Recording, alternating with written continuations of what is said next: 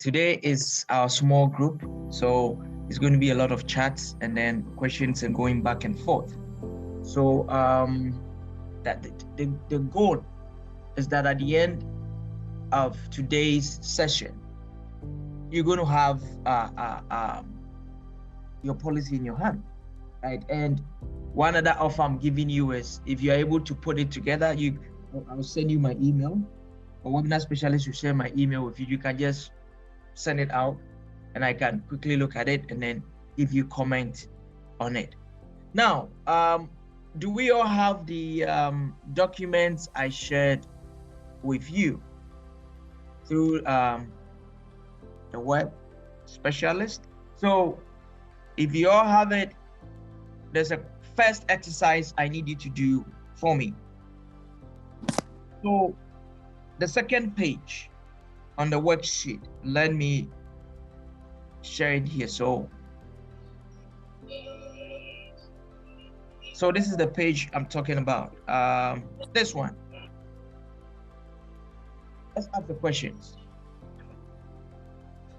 So we are going to draft a fee policy, how to collect our fees, how to be an effective, I would say effective debt collector. So these are a few questions I want you to quickly write something down. It doesn't need to be elaborate. So what is important to you in terms of fee collection? One sentence is fine. So just take 30 seconds, write something down on your paper or on your laptop. You're going to share it with us. So just write something down. So what is important to you when it comes to school fee collection? What is important? What is the most important thing to you about that? And then you move on to the second question. How do you want parents to pay the fees? How? And I intentionally use the word how. So whatever you and however you understand it, just write it. How do you want parents to pay the fees? And then the third question, when should these fees be paid? When do you want them to be paid? Someone will say, I want my fees to be paid 2 weeks before school reopening. On the day of school reopening, 2 weeks after reopening. When should the fees be paid?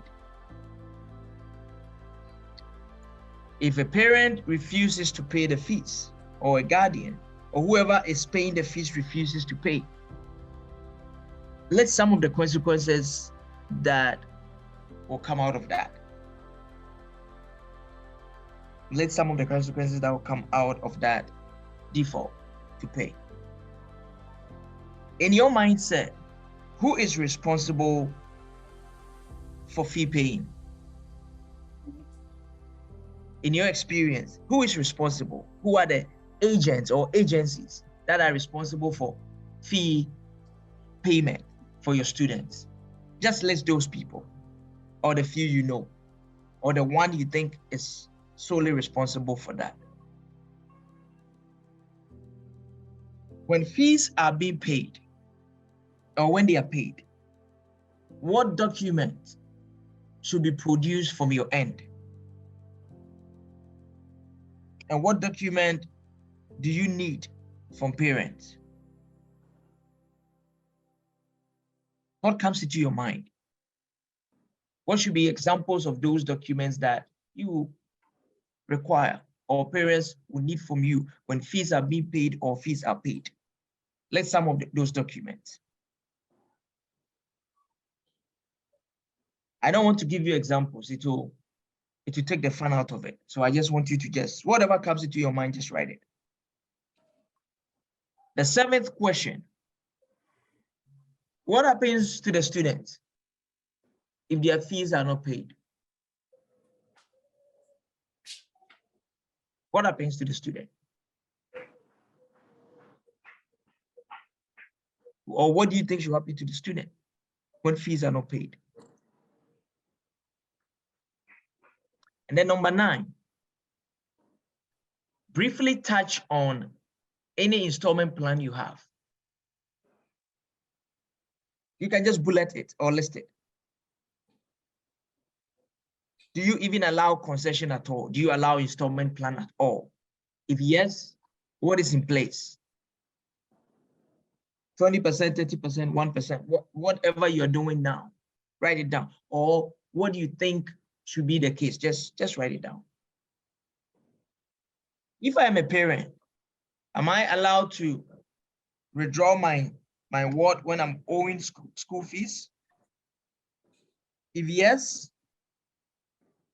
are there any processes that I need to go through? Or I can just get up and just withdraw my kid and then there's nothing you could do about it? What is the current situation in your school? Or what you know about that is prevailing in some schools? Okay, so is that question 10 or question 10? Sorry, I think I missed one question. Oh, yes, when can you withdraw a student is question 8. Sorry. When can you withdraw a student should be question 8. And then do you have any concession plan should be question 9. And then the last 2 questions. The question 10 is asking about communication. Who is responsible for communication around school fees, specifically school fees in your school? Who is responsible for that? And what are the channels you use? The last question asks about the channels you use when giving out information about fees. What channels are established in your schools that are used for sending out information just on fees? All right.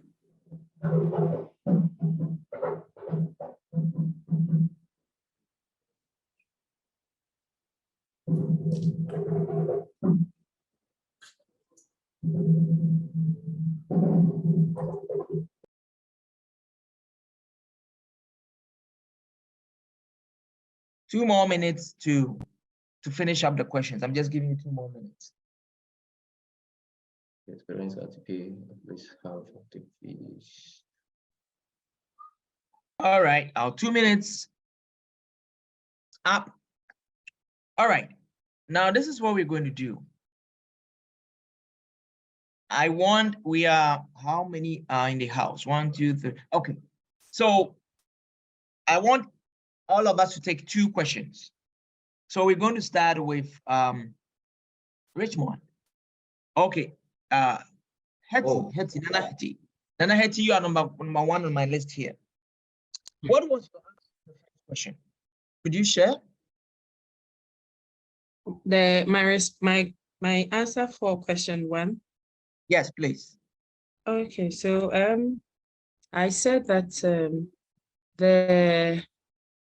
why fee payment or collection is important to me is because it's key to the growth of the school. Every funds that comes in helps in the growth of the school. Okay, good. Thank you. I hope all of us took note of what Hetty said. Yes. Alice, would you want to share briefly what you wrote, please? Okay, can you repeat the question again? I didn't receive the question, and what you brought in, what you sent on the screen is not opening on mine. So I was using what was on the screen. Oh, so okay. Sorry about that. No problem. Yeah, the question was, what is important to you when it comes to fee collection? Okay, so what is important to me is that the fee be paid safely, you know, and on time. Okay. Yeah. Okay. All right. Thank you. You're welcome. Great. What do you think? Yes, I said every operation within the school setup requires money. Okay. Okay. Good point. Thank you. Gilbert.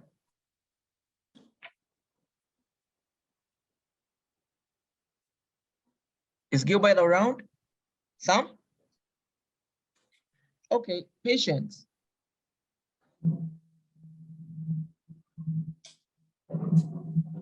Patience?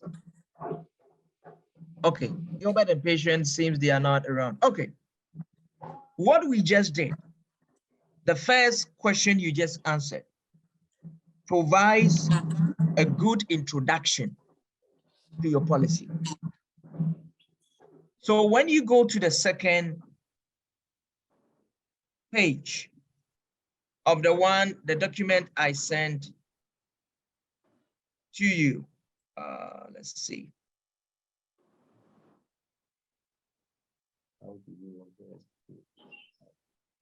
I'm going to share my screen with you once again. So if you don't have it, you'll be able to pick it right from here. Every school fee collection policy that you're going to write, just like any other document, needs to have a concise, straightforward introduction. So the first bullet on every policy is your introduction. And the introduction should pinpoint the reason why you are doing what you're doing. So in terms of the fee collection, it is a lifeline of a school. We need money. If we don't get the fees, we cannot pay our teachers. Everything runs around the fees. So your first statement in your policy should target that strong, it should come out very strong for your parents to know or guardians to know that fee is fundamental to what you are doing. So these are some of the ideas that I'm going to share on the screen. So the first one, you need an introduction that describes what your school's understanding on fees is for. Most of the time, you connect this fee introduction, the policy, to the vision of the school. So somebody can start the introduction by saying, fee collection is fundamental to the vision of St. Mary's blah blah school to provide a healthy, good, convenient education system for all its people. So one of the ways to make your policy look smart is to always connect it with the vision or the mission statement of the school. So that when I'm reading it, I know that if I don't pay the fees, the vision, the mission, or what I want to see my kids get from your school is going to be very difficult for them to achieve it. The fees is connected to that vision. Am I making sense? Yes. Yeah. If you want to extend your introduction, you briefly touch on the essence or the purpose of the fee collection. That could come in the first sentence. But if you want to expand it, you can go ahead and explain it that fees are essential for the daily running of the school, in paying for materials, in paying for teachers, in doing this. So in a summary, you hit on the key things that school fees are used for. Now, some people can go an extent and then mention some of the stakeholders, but don't put that in here yet. I'm going to show you a place that we can fit it perfectly in it. So in a second, or just take 1 minute, from what we just discussed, from what I just discussed, write a 2-sentence policy introduction on your fees for your school. Don't forget your mission, the mission of the school, the goals of the school. Don't forget that. Find a way you're going to bring it, connect with the importance of fees. So I'm just giving you 2 minutes. Let's see if you can write something up. 2 minutes. Let's do it privately and then we share.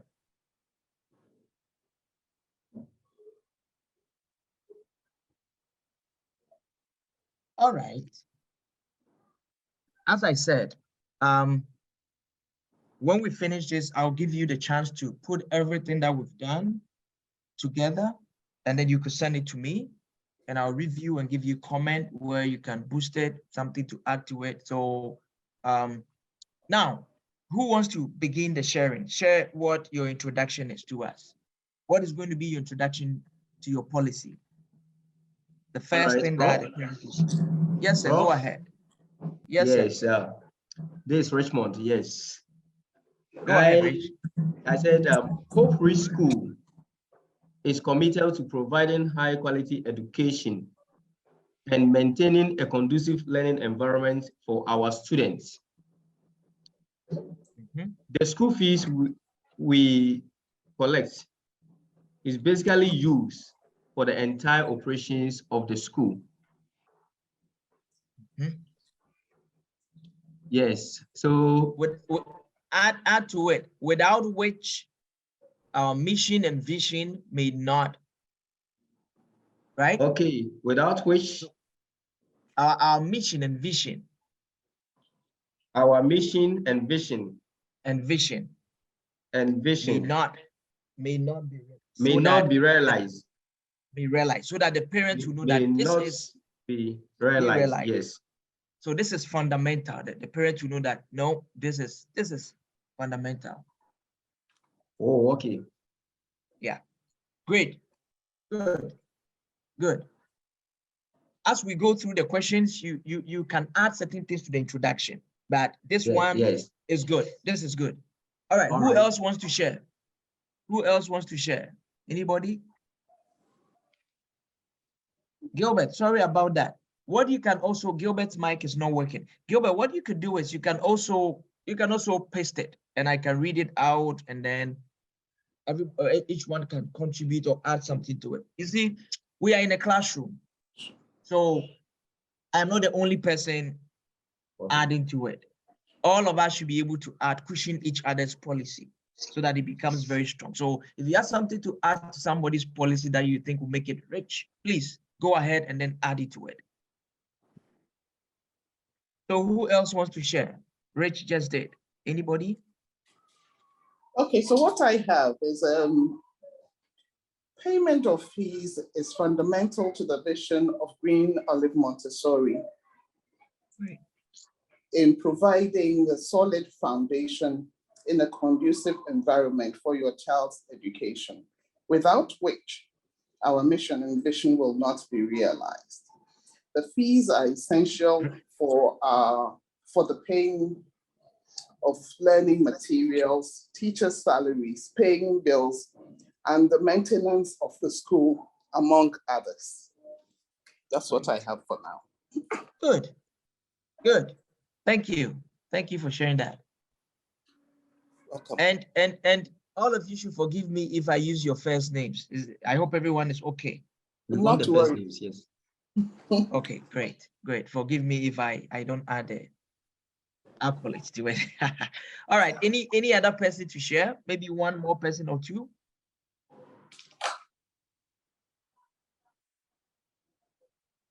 Is Hetty around? Patience? Okay.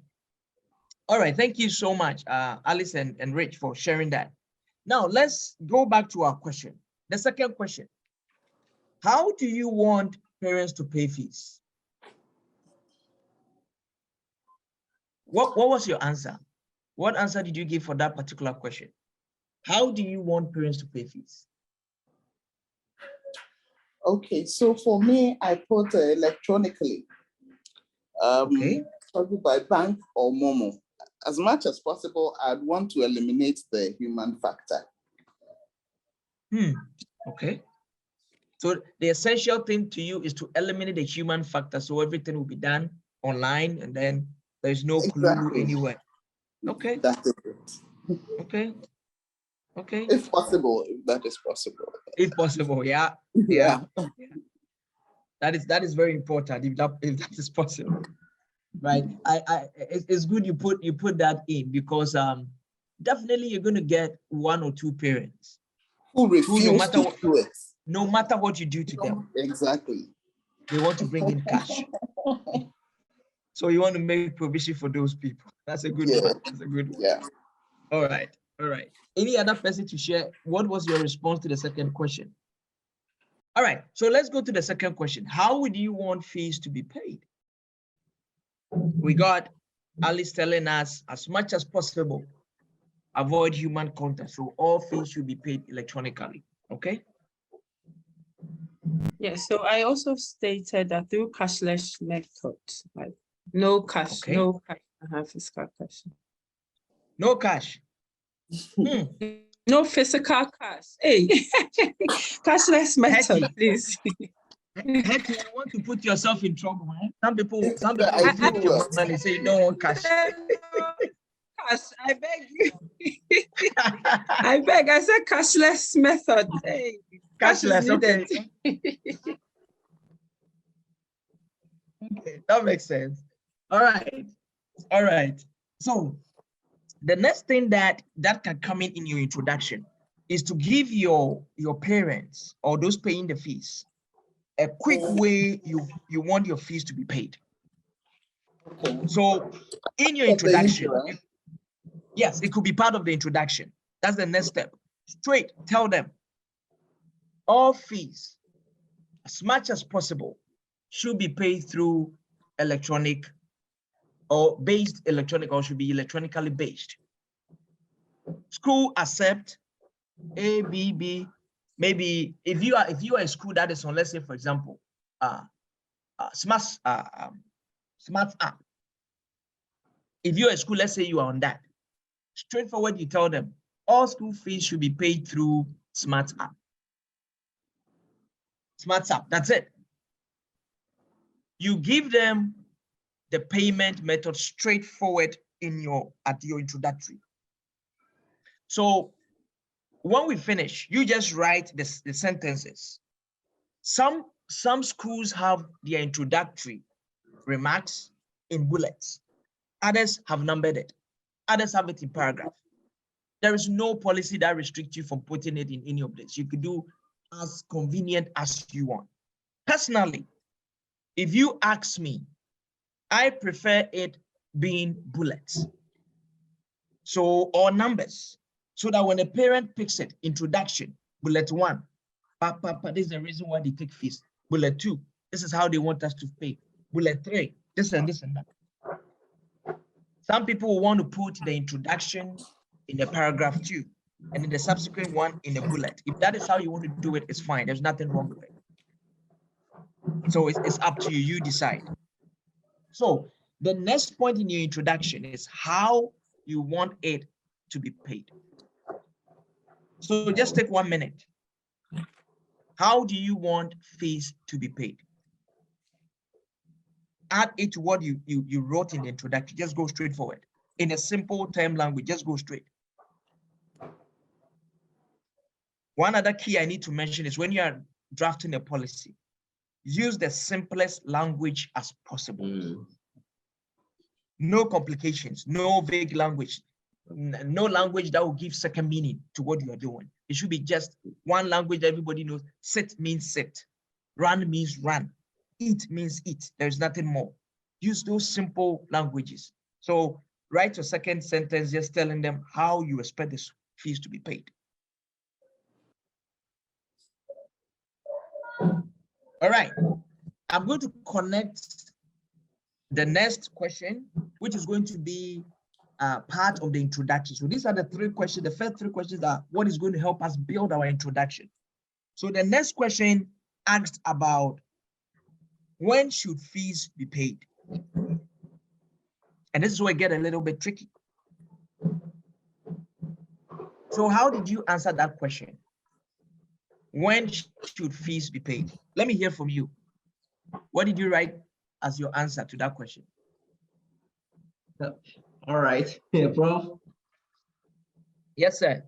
Yes, when should fees be paid? I wrote within the first 2 weeks of reopening.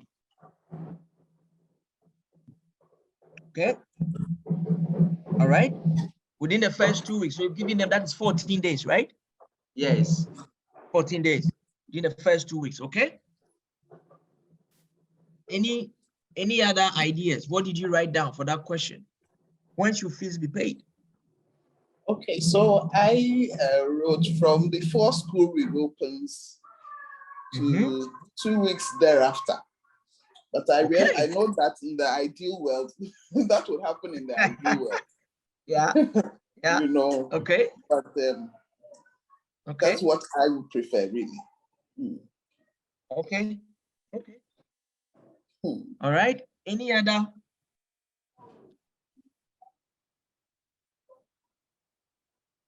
Hello, Prof. Yes, madam. Go ahead. So I said that the fee should be paid on or before reopening. Okay. So you is on before reopening. You see, when we adopted, thank you so much, Ray, Alice, and then Hetty. Thank you. So let's get into the last part of my introduction. When should the fees be paid? This is very critical. Before you make that decision, there are a few things you need to consider. You need to look at your school. You see, there are certain schools that parents don't even need you to come and tell them to pay fees. They are going to pay it because they want their kids to be in there. There are certain schools that parents just need a reminder and they will pay. There are certain schools that they don't even want to hear about you telling them to pay fees. In their mind, fees should be free. So you need to look at the dynamics in your school very well when you are putting in when fees are supposed to be paid. So what I usually advise in a policy document is you give a duration. Fees will be paid maybe before reopening and not later than 14 days to reopen. And don't forget to write full fees. If you say fees should be paid and I owe 5,000 and I pay 2,000, I've still paid fees. But you want them to know that you're talking about full fee. So make sure you put that language in there. That full fee should be paid 14 days before and 14 days into the semester or into the term. Full fees. So just take 1 minute. Write something and add it to your introduction and share with us. Just take 1 minute or two and write it as to when you want fees to be paid. So we are combining the last two questions. How do you want fees to be paid? When should it be paid? You can make it one sentence, you can make it 2 sentences, whatever you are comfortable with. Please go ahead and do it. So let's give ourselves 1 to 2 minutes and let's see what we'll be able to draft out of this. So I wrote that full fees should be paid on or before reopening. On or before reopening with a 30-day grace period after. 30 days. That's a month from reopening. So 30 days, so a month. Well, looking at the area, looking at the people, the location and the people, the kind of parents involved. And then, but the office will be opened for, okay, I think we are not there yet, so let me not rush to that point. Yes, and as I said, when you are writing a policy, you need to be very careful the language. You say grace period, for example. You open up for people to have their own interpretation of grace. Okay. Right? So you need to make it straightforward. Full fees are supposed to be paid 7 days to reopening, 14 days after reopening. Okay. Unless you can add, unless there is what we call, we are going to talk about it, what we call the concession plan with administration. But even that, I will not put it in the introduction yet because people will take advantage of it. Okay. Okay. Yeah, people. So give numbers. Give them, if you're going to use weeks, 2 weeks, 1 week, 3 days, 4 days, so that there will be no ambiguity in it. Okay. All right. So, Prof, I want to ask a question here. Please go ahead. Now, please go ahead. Looking at my area where I am, though I mentioned here that I would prefer that payment is made before or within 2 weeks. The reality is that we've broken it down into 3 monthly installments. Okay. Okay. Now, in this monthly installments, do we give a specific date and this date and that's it, or you give the date and then give maybe a grace period of about a week? We are going to get there when we get to the concession plan. Thank you very much. Yes, we're going to get to concession and installment plan. And sure. Yeah, the first thing I'll say is you need to be clear, straightforward. If you are giving them 1 week extra as a policy document, you have 1 week extra. That's it. Okay. If you make it vague, some people will take advantage of it. Okay. And your policy will come to nothing. Sure. Good. So we'll come to it and we'll go detail into the concession plan or the installment plans. Okay. All right. So now I want you to sit back and read whatever you've written so far for your introduction. Just read it. Take 30 seconds and read it. And tell me what you think about it.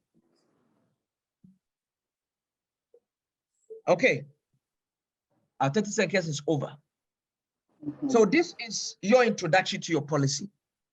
As we move on, there are other ideas I'll prompt you. You can add it to the introduction. But at the beginning, this is it.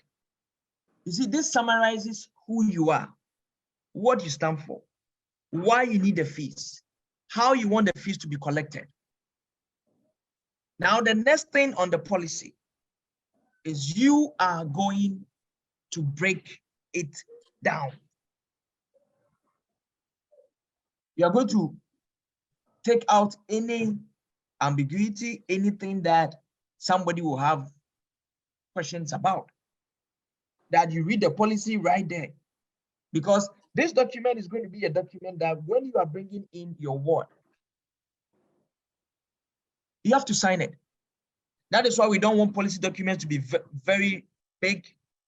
You sit there whilst your daughter or son is being processed to go through the registration. You as a parent take the time to also read our policies. And when you finish, you endorse it. We make a copy for you. We also keep the original copy in the school. So that if anything to happen in the future, you sign to the policy and you need to stick to it. All right. Any questions so far before we move on? Any question from any quarters? Anyone? Any question? Okay. So with the policy we are making, yes. Let's say we are going to print them out. Yes. I was looking at the frequent messages, sent to parents. Yeah. Can this same document information be typed out to parents? Yes, we're going to get there. You see, I sent in the email I sent you, there's a last document that has a table in it, the schedule of payment. Okay. That is what is going to be the messaging we'll go through. That's going to be the messaging that was sent out. Because those ones need to be very short and straight to the point. Right? That should be straight to the point. Now, let's move to the second point. Why do parents need this policy? So we talk about the aim and objectives of this policy you are drafting. So that's going to be the second one. So the first one is your introduction. You've introduced it. Now let's go to the second one. What is the aim of this policy you are making?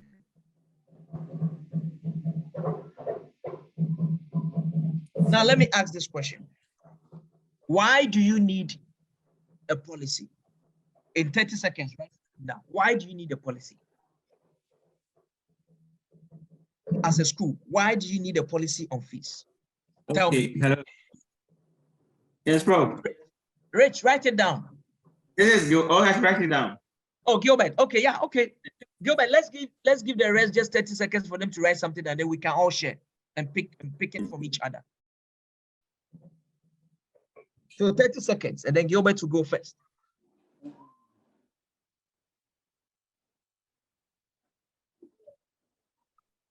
All right, Gilbert, let's go for it. Okay, the question was, why do we need a policy? So, Yes. Is there a policy in general or a school fees policy? We're talking about school fees. What we are doing Okay. today. So why do you need a school? Yes. So I would say it as a point. We need it because it serves as a guide.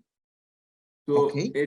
yes, that is all what my points would draw to as a guide, because so write it. I need you Okay. to write it in a sentence. How would you put it? And Prof. Hello, Prof. Yes, sir. Go ahead. Yeah, I also see it to be legally binding. When you have a policy in place, it helps you even in matters of legality. Rich, I love what you are telling me. I need you to write it down. We are drafting the policy right there. So let's go, write it down. The aim of this policy is to serve as a guide to parents and administration on the steps and processes involved when it comes to fee payment.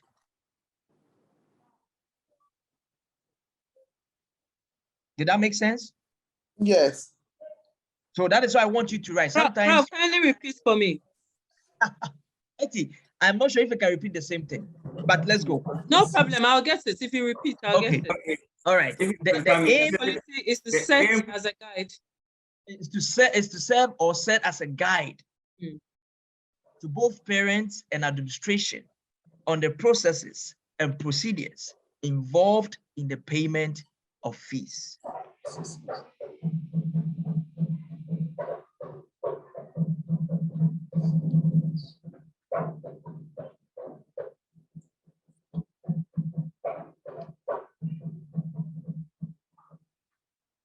Number 2,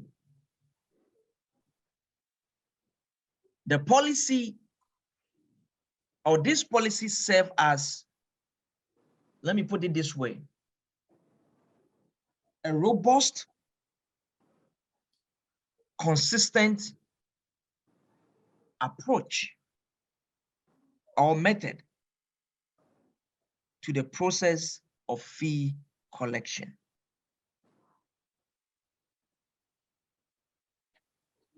What I mean is, you don't want a system where when Auntie Atta comes in, he has one different policy.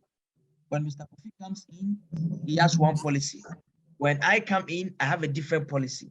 The policy is supposed to be a robust, I would say non-discriminatory, consistent approach to fee collection. So it's going to help you so that you be consistent. You will not discriminate, because anybody that signs it, everybody follows the same procedure. So the policy should be seen as something which is very robust, very solid, which is non-discriminatory. It doesn't differentiate between family A and family B, and it's consistent, which means any family that walks to my office will face the same policy. Does that make sense? Yes. Yes. Great. So I know I threw a lot of words all over the place. Pick some and then add it to it and tell me what you wrote down as your aim and objective for fee collection. Who wants to share what they wrote down? Okay, so for me, I wrote what you said, really. So, Let's go ahead. The aim of the policy is to serve parents, and administration on the steps, processes, and procedures involved in the payment of fees. Okay. This policy serves as a robust approach stroke method of fee collection. That's Beautiful. right. Okay. Okay.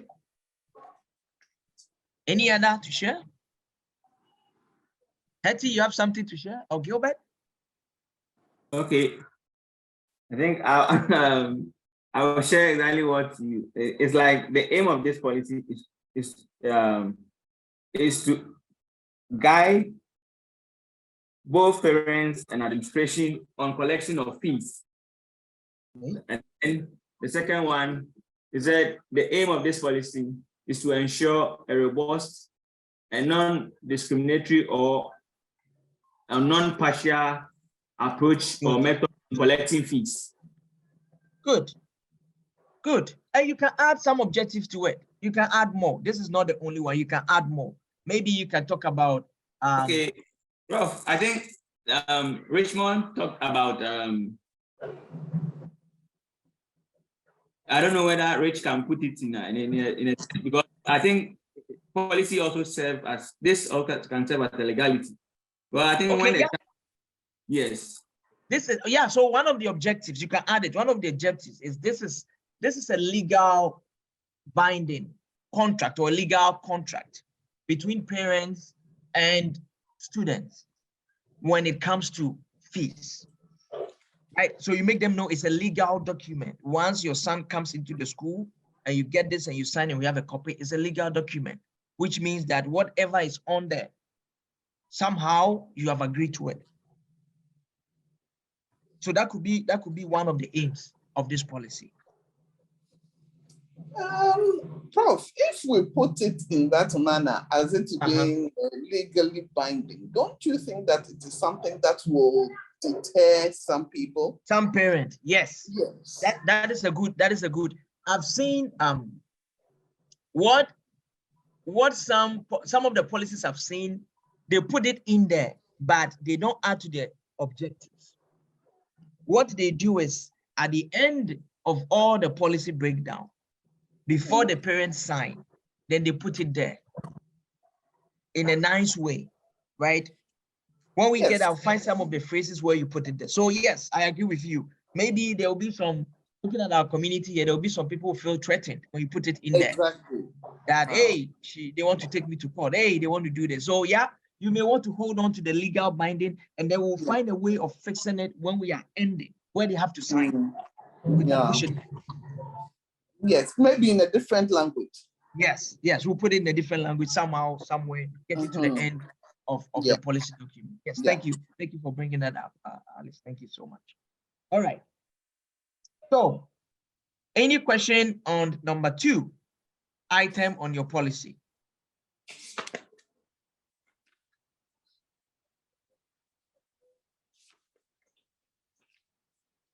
Any question?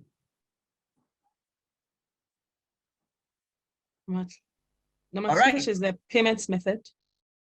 No, aim of policy. Aim. The aim. Okay. Aim and objectives of policy. So, yeah, payment is. I'm not going to the questions. When I come to the questions, I'll refer you. I ask you to go back to the questions we answered. This one we are drafting the policy, and the first one is our introduction. We've done it nicely. Now we move on to the second block, which is the aims and objectives of the policy you are making for both parents and then yourself to know. Now, the next item you will want to have on your policy has to do with, some people put it this way, fee payment responsibility. Others will just say payment of fees. Others can put it who pays fees. Or others can put it just fees, right? But you can make it payment of fees. Number 3, payment of fees.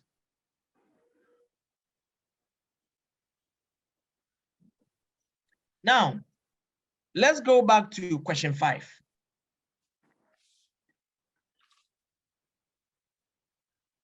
Who is responsible for paying fees? Yeah, Prof, that place, I put parents or guardian of a learner. Okay. Okay, any other idea? Who is responsible for paying fees? Prof, there Yes. I put school, parent, and guardian. Ah, Why I put interesting. school? Why I put school is that there are some parents that if the school does not push them, really they won't pay. So Okay. if you're just relaxed, expecting that they will, I think the onus is on the school also to put some pressure there. Oh, okay. Okay. Okay. I get where you're coming Do you from. see what Okay. I mean? Okay. Yes. Yes. I got it. I got it. What you said Hello, Prof. something else. Please go ahead. Yes. Sorry for cutting you, but I think after the point 3. Yeah. How do you want parents to pay fees?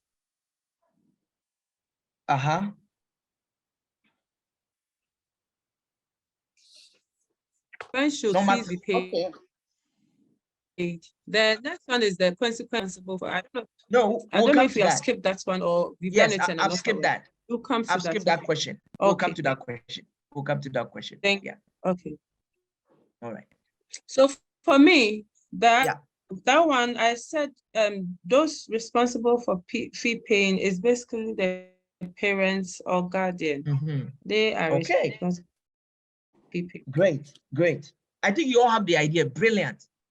Madam Alice was taking me somewhere. I wanted her to finish it. You see, sometimes when we are drafting policy, we forget that there could be third parties paying fees. So when you mention the school, I thought you were going to talk about maybe there's a scholarship in the school that is paying the fees for that kid. The policy should also address that scholarship in a way, right? So Yeah. it's not only parents that are paying fees. So in that sentence, you go about it, parents or guardians, and this one you need to put a little bit of flavor to it. If you have, I know some of you might have a situation, because in some of the schools I visited, I had an issue where a mom came to pay the fees, and the mom told the administrator that when daddy comes, tell daddy I haven't paid the fees. So that, good. So in your policy, something should be in there to reflect that. So parents or guardian, whether they are jointly or severally, that means where applicable, maybe they are divided or they are in case of, let's say, a divorce, who has the custody? They or any other modes of or any other agency of payment where applicable. So when you add where any other agency applicable, that is where scholarships and any other thing also fits in. If you make it only parents and guardian, and there's a kid in your school that is on scholarship and the scholarship is delaying, the policy does not apply to them.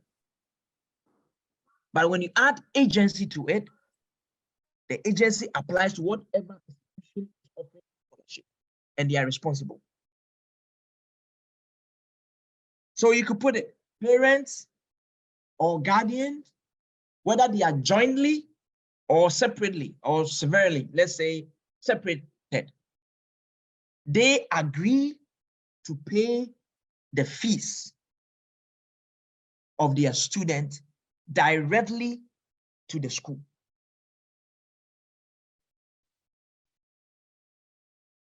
So where the woman came and say, oh, when my husband come and pay, give me the money. You told the woman, I'm sorry. Our policy says you should pay directly to the school. So it's going to the school coffers. It's going in there.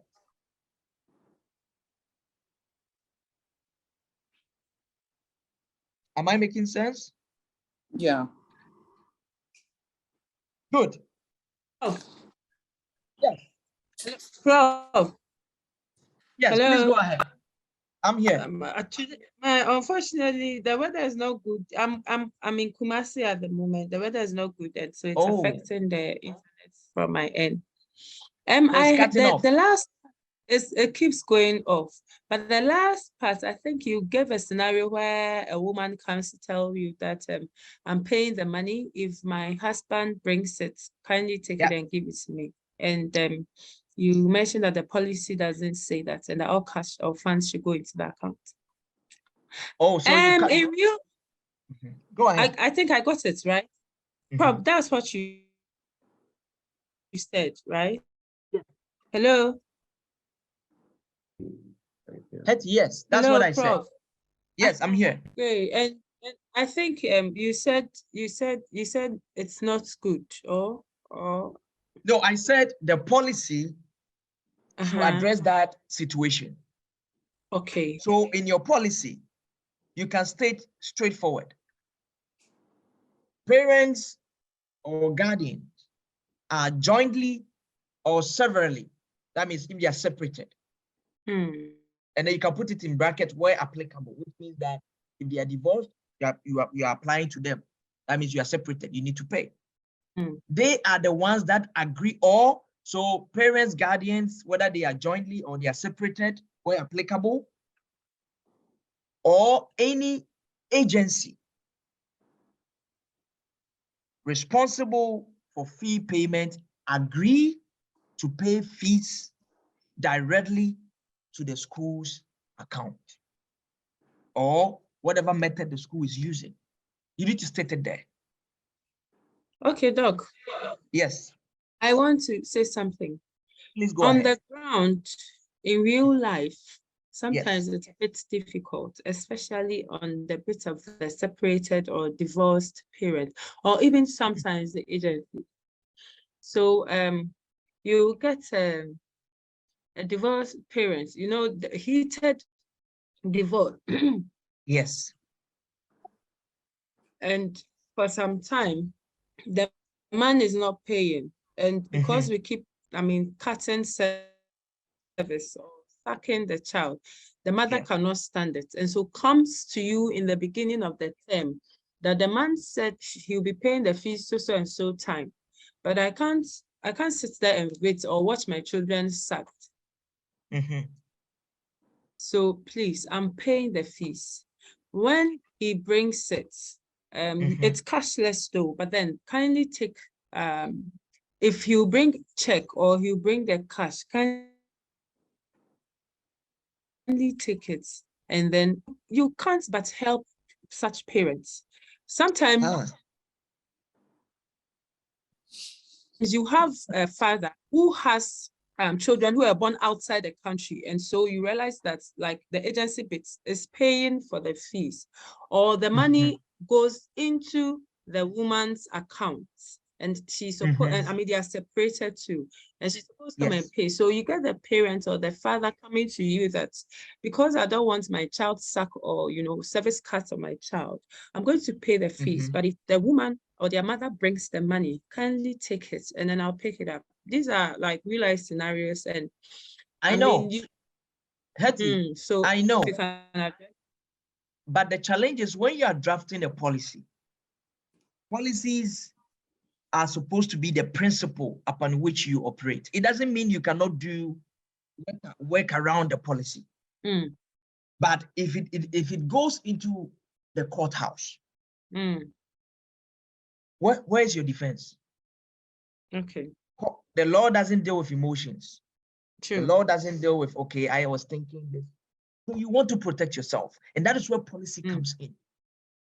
So drafting this policy doesn't mean there are certain times you cannot go around and help a parent. Yes, you can. We're all human beings. But you want the documents should be such that if anything should come and they take the school on, you have something to back you at the law court. Okay. So with the example or scenarios I've created, let's say you work around it and then you take the money, and it's like it happens every term or every year. Like those who have the agencies like the UN or the WHO pay their awards fees. You realize that every year they take the full fees, and sometimes it though you state the dates, it might delay a bit. Yes. Technically, so the parent is to come and pay, and then there are some who inflates the figures. That one, if we can talk about it, how do you go about it? That is where you need to be very careful about what you are doing. Prof, before you finish, I want to add, the inflation is more like because they want the organization to pay for the books, pay for the canteen, pay for co-curricular activities, pay for trips, pay for everything. And mostly the fees is a loan. Without those things, they are paid separately or differently. Okay. They tend to add everything that needs to happen. I mean, every future payments that they will just say about, you add. Oh, okay. So okay. that one, how do you go? We will briefly. Yes, sir. Yeah, sorry to interrupt you. Nana, Hetty. Yes, please. Let's all learn from your experience. You see, one thing I hold on to is your integrity, because yes, it's a third party that is coming to do the payment. If you don't have those things on your bill, for example, let me use what we have at our end. At our end, we have the fees, and if the parent there is feeding section, then there is a transport section. So some of them will say, okay, I want the transport for the term, I want the feeding for the term. That one is done. So if anything is not on your bill, if the parent tell them that he should communicate direct to them. This is what you have on your bill. I think that is what I would suggest to you. Okay. You see, we are going to, at the last part of today's training, we will briefly touch on what needs to come into your fees. And that is where a lot of parents and some schools are getting it wrong. You need to be able to put out exactly what you are charging for them. You see, sometimes when we talk of charging school fees, we only think about the tutors and the salaries of them, and then we leave out certain things that are fundamental. Field trips are fundamental to every school. So if you're a school and you want to be very effective, you even add it to your fees in a way that parents will understand. So when they are going to claim that money from whichever third party, they are not even lying, because that is part of the fees. But because most of us separate the fees into this one, the parent, it creates a lot of confusion. So we'll talk about it. We'll talk about it. Okay, thank you. We'll talk about it, yeah. So the next thing under the fee payment we are going to look at. So now you've told them who is responsible. Mom, dad, whether they are separated or they are together, and any third agency, they are responsible for paying the school fees directly into the school's accounts, whether it's an app, whether it's whatever it is. So you stated right there. Parents, guardians, whether they are joint or separated, where applicable, or an appointed agency, agree to pay the fees applicable to each term, or if you're doing it each year, directly through the school's payment method, whether it's a bank account, whether it's an app, whatever it is, you state it straight there. They are responsible for paying that. Does that make sense? Yes. Yes. Okay. So that is the first point you tell them. Now, you need to state clearly, if I give you a check and the check will mature after 1 month, is that fees? Have I paid my fees? Have I paid my fees? I think until the check goes through, the fee has not been paid. Exactly. Thank you. So you want to be straightforward in your the second point under the fee payment. You need to tell them fees are cleared funds. They should be cleared funds that are cleared. So right there, you tell them, you bring it in this way, you're going to explain the duration you gave them. So you can say something like, let's say, fees for each year, each term, each semester are payable cleared funds. A week before the commencement of the term, or a week to 2 weeks in the term.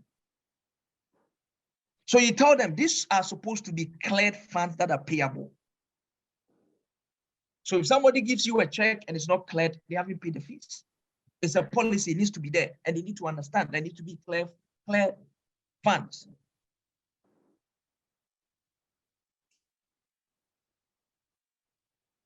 Does that make sense? Now, let me ask you this question. Prof, Yes. Please, your last statement on the check, you said cleared funds. Payable cleared funds. So Okay. that is what we call fees that have been paid. If it's a check and it's maturing in 2 weeks, 3 weeks, it hasn't been paid. Because you don't have the money in your account, so the fees haven't been paid.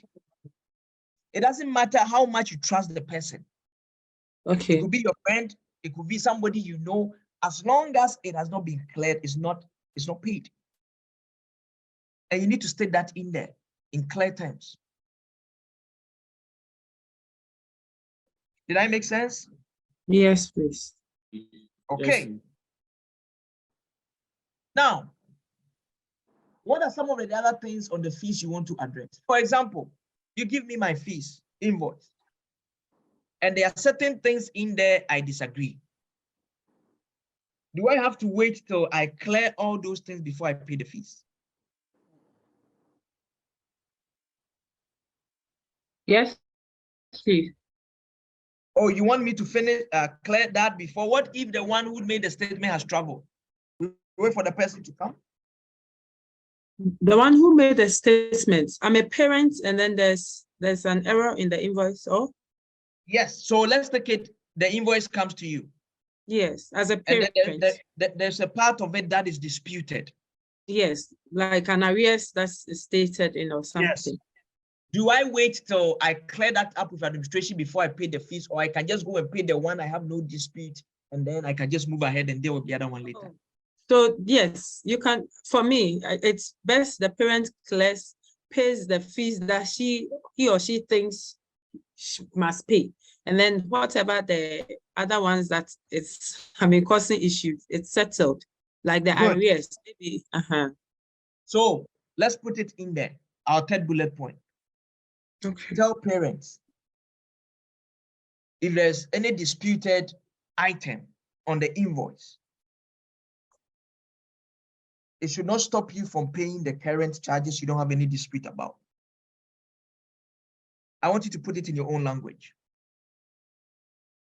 2 minutes. Today we are in the classroom, so forgive me. I'm making you a student. So let's go. We'll share it and we'll polish it up. So 2 minutes.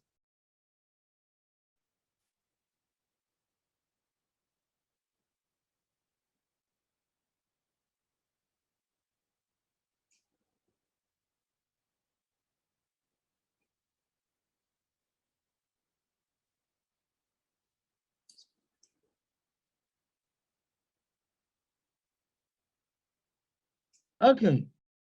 Let's see what we got. Let's show what we have. Break it down.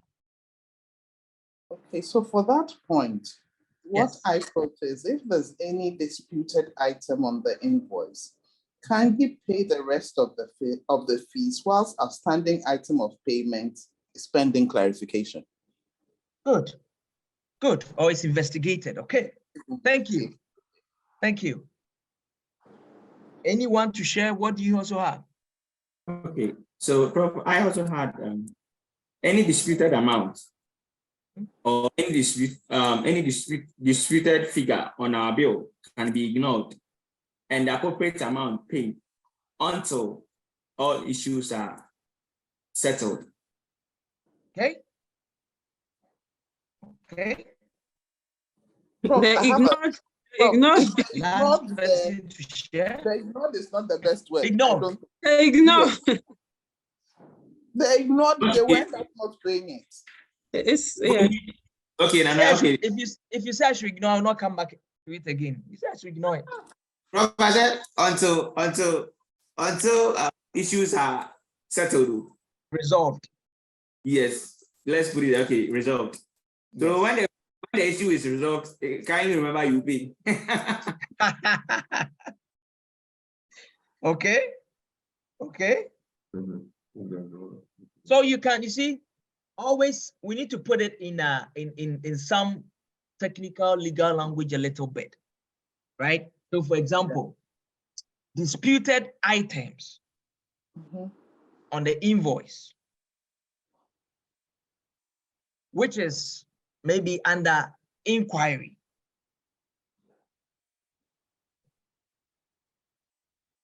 Under inquiry.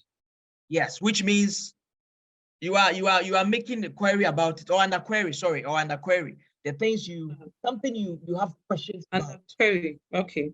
Yes, you can direct them to pay the ones that they have no dispute about, whilst investigation into the disputed items is being carried out.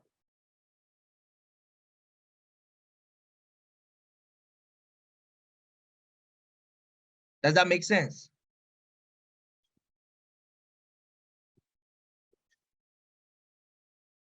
Hello? Yes, it does. Okay. Please, come back again. Pay the ones without disputes until. Gilbert, you asked that question. You know, we are all framing this policy. So the examples I'm giving you is not written down. It's just coming all over. So we do it fast and write it down. Okay. It will probably come. It probably come somewhere as we go on. So you can just be massaging it. Okay. I want this policy to be very practical as possible. I want it to be something that is original, so that nobody will tell you you copied my policy. Yes, that is why I'm just throwing the words out there. So we pick some. All right. Now, once you've cleared that thing there, because there are going to be a lot of parents who, because of one item, they'll just. It's true. It's true, Prof. It happens. Yeah. It happens. Exactly. They'll push it at your throat, which should be something that should not even happen. But because they don't want to pay the fees, or they want to stretch you, they will intentionally pick that one item and keep your money. And you want to make sure they don't keep your money, so you put it in a policy. So when a parent is doing that, you say, look at the policy you signed. Yes, you have an issue with this. Okay, that's fine. Pay the rest, so that you can move on with your school and run your school. Now, the next one I want us to touch on is you're going to give more explanation or go detail as to how you want money to be paid. So under payment, are you going to accept cash payment? Yes or no? Under what condition are you going to accept cash payment? So somebody can say the next bullet, cash payment will not be accepted for the payment of school fees. The only acceptable modes of payment is through a bank account, which is provided at the end of this, or through, let's say, Smart App, or through whatever method that you hope for them to pay fees. You state it straight there. No vagueness in it. If you accept cash, under what condition will you accept cash? Under what condition will you accept cash? And I know in Ghana, you can't say you accept cash. It's for now. Maybe later on you adjust your policy when all of us go digital and everybody's using Momo, everybody's using Smart App, and then like things like that. But if you live in a community where parents will walk in and come and pay fees, there needs to be something in the policy that tells them, if I'm coming to pay cash, is it accepted or it's not? As much as if you leave me, if you ask me to give you my advice, I will tell you, no matter the school you are in, try your best and get all human contact with money out, if you can.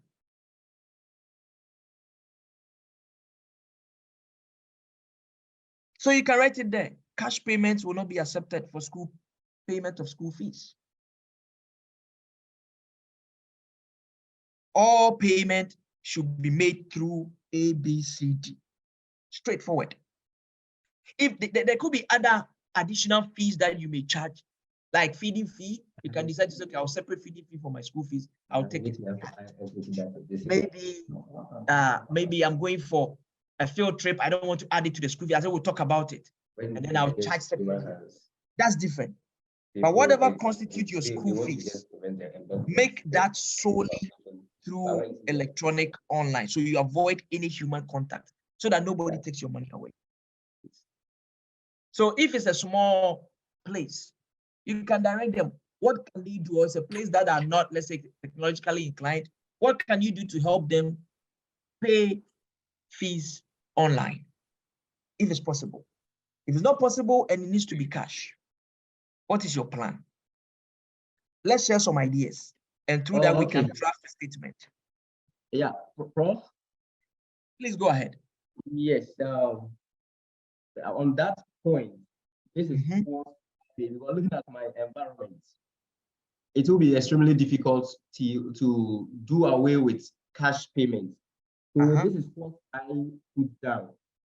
Payments can be made through channels such as direct bank deposits, mobile money transfers, or through the school's accounting office during working hours. Okay.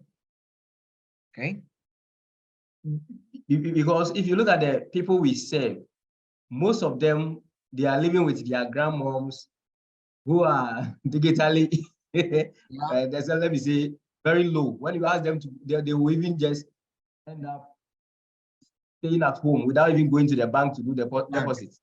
Okay. Or even when you say they should use the electronic transfer, the mobile money transfer, it also poses a challenge. So we do accept, but it should be done at the correct place, account session, then you procure your receipts. Good. So that is one thing you didn't add to it. So when you put a full stop to it, if payment is made at the accounts office, insist on your electronic receipt. Don't just say any receipt. Yes. Electronic receipt, because now people can just go buy receipt from the market and issue receipts out. So you want parents to be aware that you need to get electronic receipt, because that is the one you as a proprietor or the manager or the account can verify the monies that physically came in. Does that make sense? Yeah. So make sure you add that to it, so you close any loophole that will come as a result of the physical. Prof, sorry.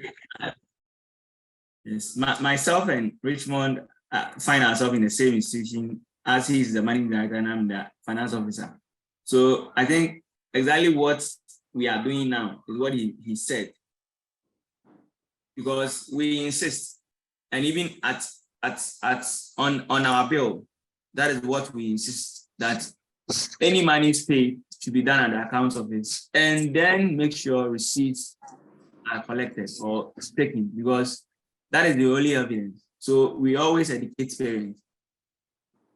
As he said, even we have the channels in place, the mobile money, all these channels, mobile money, the banking, the check acceptance. But what I've noticed is, even when you tell them to do, somebody will call you, oh, the mobile money, no crowd, say anything. So I was like, this mobile money is to do it. So yeah, so but it's more of education, because the more money touches hands, the more people get different ideas. Good. So it's we educating parents.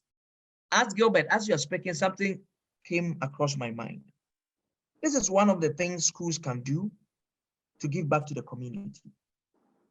One evening, invite teachers in, our parents in, invite an expert with mobile banking, and said, if you want to know how to pay your fees online, please come. There's a 30-minute seminar. It's going to take you through A, B, C, D. And then you can give it back. So somebody who doesn't even know, a grandma who doesn't know may come there and will get the technical help and support to learn something. So that is one way you can give back to the community. And that will also be helping you so that gradually you'll be moving your fee payment to an electronic system fully. Does that make sense? Yes. Okay. What are the others saying in terms of payment methods? What are you going to send emails? Are you going to do text messages when you pay fees? Yeah, what are you going to do? It needs to be in the policy. Prof, what you said is not too clear. Can you go about that again? Which one? The last thing you just said, is it part of the mode of payments or no. Some came up with a point that there will be some parents who will tell you, I don't even know how to do Momo, I don't even know to do this. And I said, I think, in my opinion, I don't know, but I think that those are just excuses they come up with. Because right now in Ghana, in the most remote villages, there's Momo. Good. These are uneducated people. So that is why I was saying, if we insist on that policy, I think they should be able to. I will not cut you, but I mean, where you are, which is West Legon, if you say what you're saying, it's okay. But in Kumasi, even in Kumasi, Kumasi, you get parents coming in and saying that, well, they can't do the Momo, they can't do the bank. And so, like, what I was going to say, for example, sometimes because we are not taking the cash, when the parents arrives and then complains, the best is we tell you, well, we can't take your cash too. So there's a messenger in the school that we say, if you can't go to the bank, give the messenger money so that he goes and pay it into the bank for you. And some do that. We do not take the messenger disappears with somebody's money. What do you do? Well, the messenger is a trusted person, and so, but you know, when it comes to the it's a big issue. It's a big issue. What Gilbert and Richmond are saying is it's not a made up thing.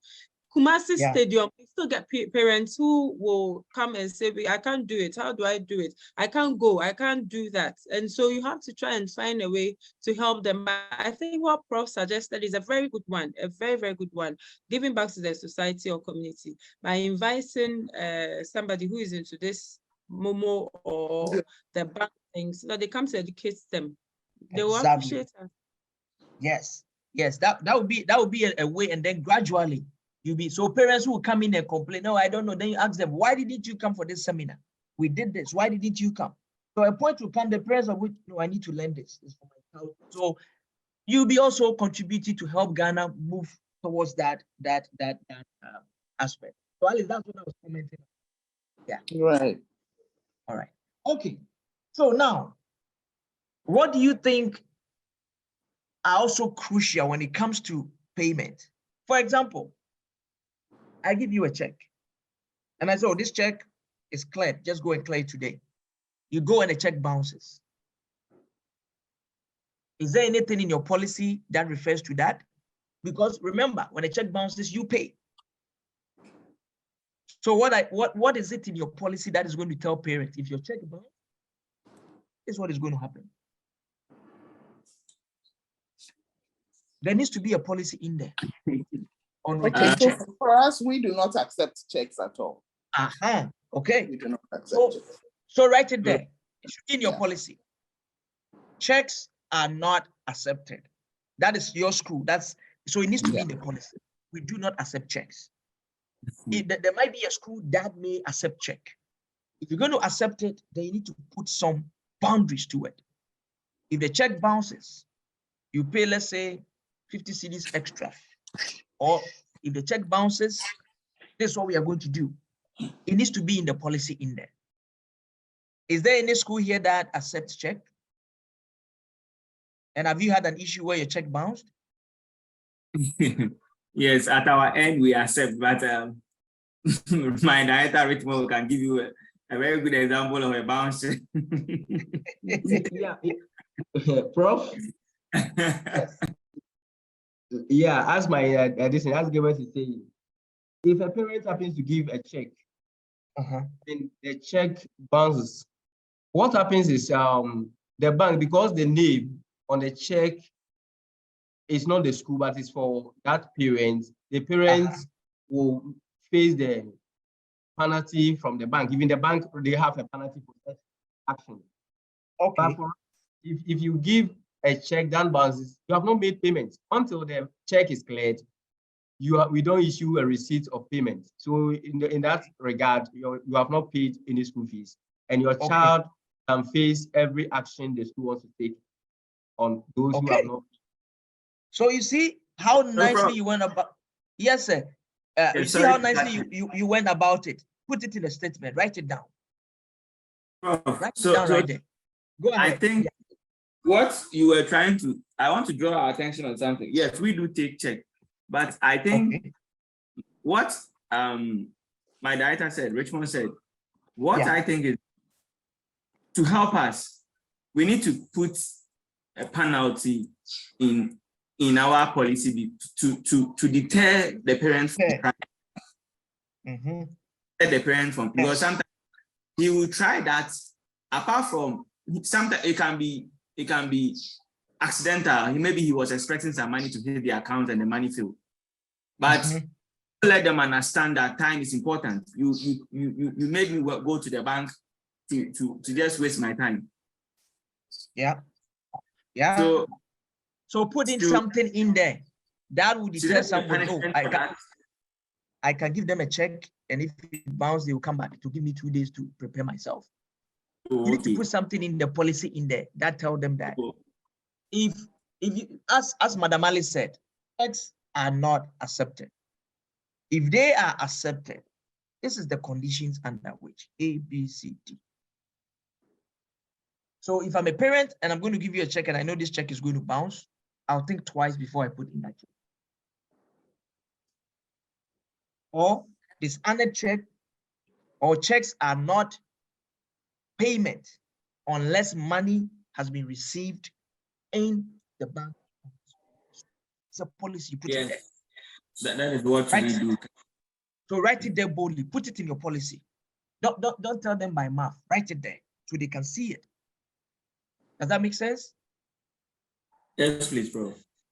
Great. And that is we issue receipts until the money hits our accounts. Good. That's a good practice.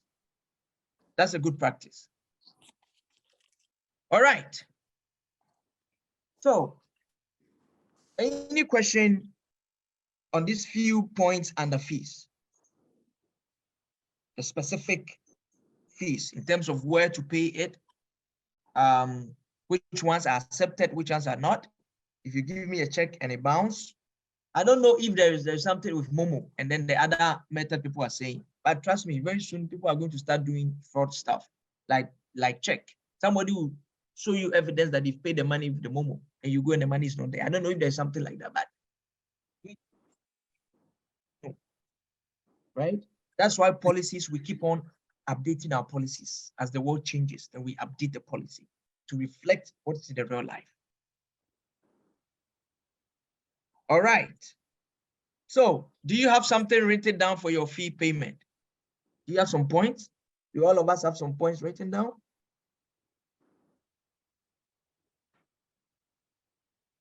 Do we all have some points written down? Yes. Okay. As I said, at the end of the day, I'll give you a day or two to go put it together and send it to me. If you don't do it as we discussed it and I get it, I'll give you electronic keys. I'll pin you electronically. So make sure you write something down so that when you massage it and you send it to me, I'll be able to just polish it out nicely, and then you can have your policy going. Does that make sense? Yes, please. Already. Now, one other thing that is very critical that most of the times we ignore, that we don't put it in our policy in terms of fee payment, is payment by a third party. There needs to be a policy on it. Whether it's by a scholarship or is by an uncle who is not directly connected to this student, or is by a community philanthropist who is paying it, there needs to be something written down. What agreement are you making with those people? So it goes back to who is paying the fees. Now, if there's a scholarship, for example, and the scholarship does not pay the fees, who is liable? Parents or the scholarship?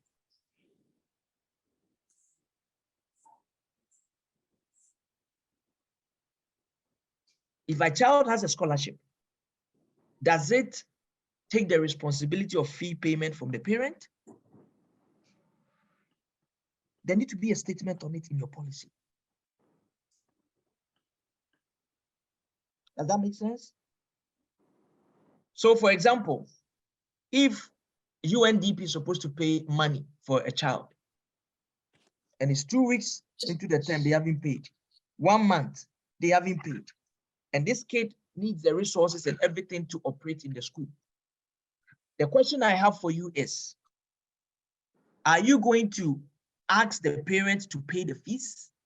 Or you're going to say, because UNDP hasn't paid, I'm going to their office to ask them to pay? What would you do? If you ask parents to pay, there should be a statement in your policy that states that if there's a third party paying and there's a delay or they don't pay, parents or guardians are still liable for the fees. Am I making sense? Yeah. We've had a lot of issues in instances like this, where people on government scholarships and the government doesn't pay. Do you still allow this kid to be in the school? Where do they get their books from? Their pens, their pencils? And this will tell parents that the fact that your son or daughter is having a scholarship doesn't take the responsibility away from you. You still need to be on your guard. Anything comes up, you should be able to support your ward at school. So there needs to be something there. So you can write something like an agreement with a third party for fee payment does not release parents from their liability when if the third party refuses to pay the fees, or if the third party defaults in paying the fees. Does that make sense? Yes. I'm just throwing it out there. Make a statement, a sentence, that payment by a third party does not offset the responsibility of parents from their kids' fees and whatever comes with it.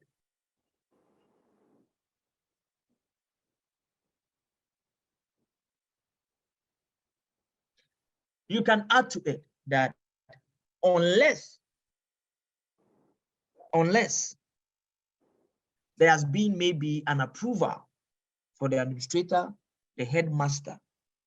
You know, sometimes, let's say, for example, UNDP owes you money for kids in your school. You know definitely UNDP will pay. You need something like a guarantee from UNDP to tell you that we will pay this money. So that if they don't pay, you can take them to court and take your money. You see, we haven't had any issues like this that a big corporation like UNDP or those people don't pay. But issues are not issues until something bad happens. So you want to protect yourself. Like, for example, what just happened in Niger? Some of these NGOs decided to pack up and leave. So if they are paying your wards fees in Niger, for example, and they pack up and leave, close their offices, what happens to that child? You want to do something to save yourself. So put a statement in there that an agreement with a third party to pay the fees or any sum due to the school does not release the parent from liability if the third party defaults or does not pay the fees, unless you have the release in writing from the headmaster, the proprietor, or management. The parent is responsible.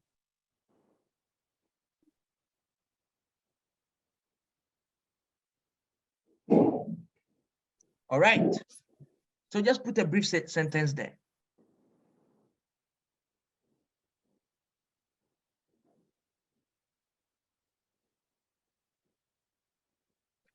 Okay. The other thing I want you to put in there that you're going to, we're going to connect it to this queue in terms of payment of fees by a third party. Now,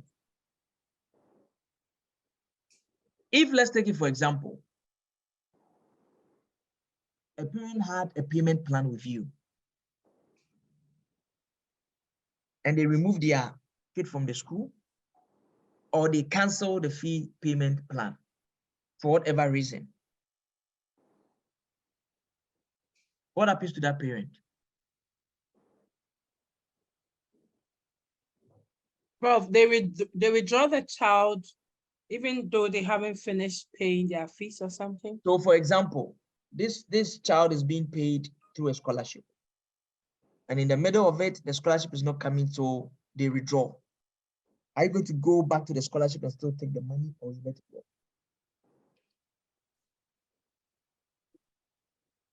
Because the child has been in school for almost half of the semester. Okay. You've allowed them to use pencil, pens. Are you going to take the money, or you let it go? Prof. So if there's a policy binding, I will make sure I take the money.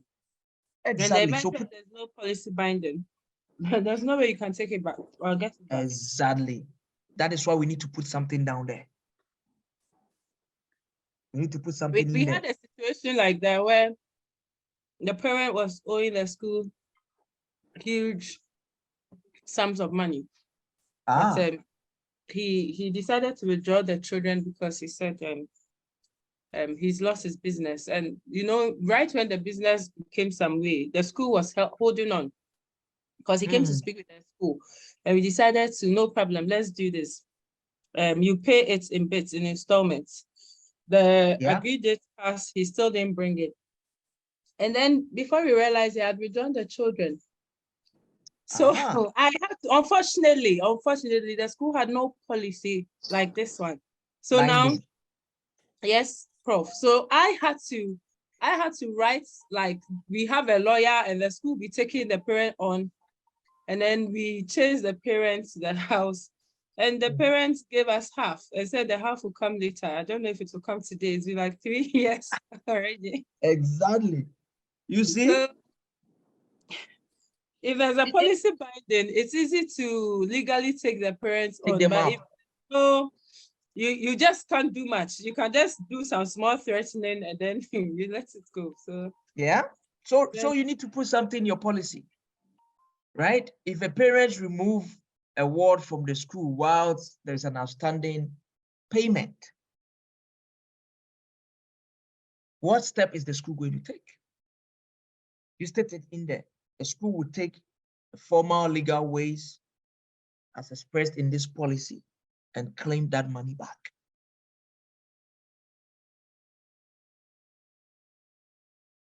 What if the parent says, okay, I'm taking in your situation, I'm taking my ward out, but I'm going to make a payment. You see, it was by math. That's why the person didn't pay the half, and I don't think he's going to pay.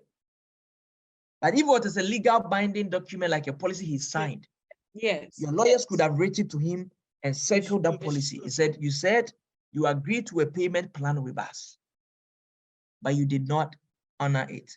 Go and face the court. And that becomes your solid ground. Because what we are doing is to protect yourself. Somebody might think, oh, this is getting too technical, too complicated, but you need this to protect yourself because your school is going to be a big school one day. Even if as small as it is now, it's going to be a big school. And you want to do everything, you're going to get some parents who are very complicated. And you want to also meet them boot for boot through your policies that you make. So they take you up, you go up there. They take you down, you go down. They take you left, you go left. They take you right, you go right. Because you know your policies. So if a parent is withdrawing the child, there should be a statement in there that payment plans will be made with the parent through the account office to pay the outstanding balance. And that will be a different thing. But in your policy, it's stated that once you owe us money and you are removing your kid, the outstanding balance needs to be paid through a payment plan. Contact the administrator, contact the proprietor, contact the account office to see the provision that has been made. Right there is in your policy. So if I owe in the middle, I take the policy, oh, I'm withdrawing this case, but I owe 2,000. I have to go to the account office and talk to them. You go, there's a policy document that have been outlined. You pick which one suits you, you sign, we sign, you go. If it doesn't pay, you take them to court and you're able to get your money back. Because you're going to have some parents who will come up with issues to withdraw their kids. They're going to come up with issues. Why did you allow my kid to be outside the door? Because of that, I'm withdrawing them. Meanwhile, they owe money. Oh, and we use a very flimsy excuse to withdraw them. Like this. Bro. Right? Yes, ma'am. It's so true, eh? The way you're saying is simple like that. Yes. As a commander, so you may me, ma. You may be a thing. A cup, a can't day. In fact, you may man. Exactly. So you want to protect yourself. Nana, please, Prof, let me come in. Come in, please. Yes. Oh, go ahead, please. Hattie. Nana, Hattie. You see, sometimes these are threats. Yeah. When you are doing your things right, don't be afraid of those threats. This is what we do. We have a document called School Fees Undertaking. So, example, we give SMS, you give us excuses, this, that. What I do is that when you want to test what the parents are trying to do, or the outcome, when you invite them, come and you call them and said, okay, I am working with somebody. The school is not for me. Even if it's for me, it's not for me. Yeah. I'm working with somebody. And there must be evidence to the person that you are saying this. You are owing me or this and that. So take this form. It's called School Fees Undertaking form. Yes. With your children's name, the amount they owe. Then you write your name, you sign. Give me exact date you come and pay the money. That is what I do. Okay. When you push them like that, even when they leave, they remember they signed those things. So when you call, you just call them. Good morning, sir. Maybe so and so. Yes, your children are not here, but do you remember we signed this document? Even if they are here and they are owing, you just allow them, give me this, come and sign this document. Sometimes when you push them that, I don't know, anytime I try, within the next morning, they will bring money. They'll come and pay. Yes, that is what we are afraid of documents. Sometimes Ghanaians are. True. Okay, so let me ask. So is this document signed, this particular one that you're talking about, not the policy we're drawing? This one, not the policy one. This Okay. particular school fees undertaking, Yes. it's signed. We have designed it with, I designed it with Richmond. I We have understand. designed But what I'm asking is this signed prior to the child coming to school? Or No. even when For they example, are, and okay, I so understand you. sometimes if you are lucky, that's when they will tell you that they're leaving. They are leaving, yes. Sometimes school will reopen and they just won't show up. Good. Yes. Actually, These things are there. But That this is why. when they are, This should be probably there should be a signature somewhere for both of them for parents also to sign. It should then be in the policy. Exactly. That is why you need to put it. You write, okay, if a parent remove the award or cancel their enrollment, right? With unpaid fees. This will incur, let's say, an administrative fee of, let's say, 2,000. The parent will need to agree on a payment plan. Then you put it in a bracket, provided in the accounts office with the accountant or the proprietor. So this is the policy document that is there. All those little other forms that need to be signed, you make them ready. Once the parents sign this policy document and they are withdrawing their kids without the proper thing being done, already they are liable through this policy that they signed on admission. So you ask them, did you go for that plan? If they didn't go with, then whatever amount is there, they are liable to pay everything. So let's take it, for example, on the form. If you withdraw your son and you didn't tell the school, it's on this policy that you are liable to pay 2,000 Ghana cedis. Meanwhile, you owed, let's say, 500 cedis. What do you think the parents will do? They'll pay before they leave. They'll quickly come and pay the 500 because they know they signed a policy that if they don't pay outstanding balance before they leave, they are going to be in trouble. So usually, what I've noticed some of the schools do it, this money that comes into the policy, they make it a little bit big, so that the parents becomes afraid and say, okay, if I compare the 1,000 to the 3,000 I need to pay the school that I signed on the policy, no, I need to go pay their 1,000 for them and go my way.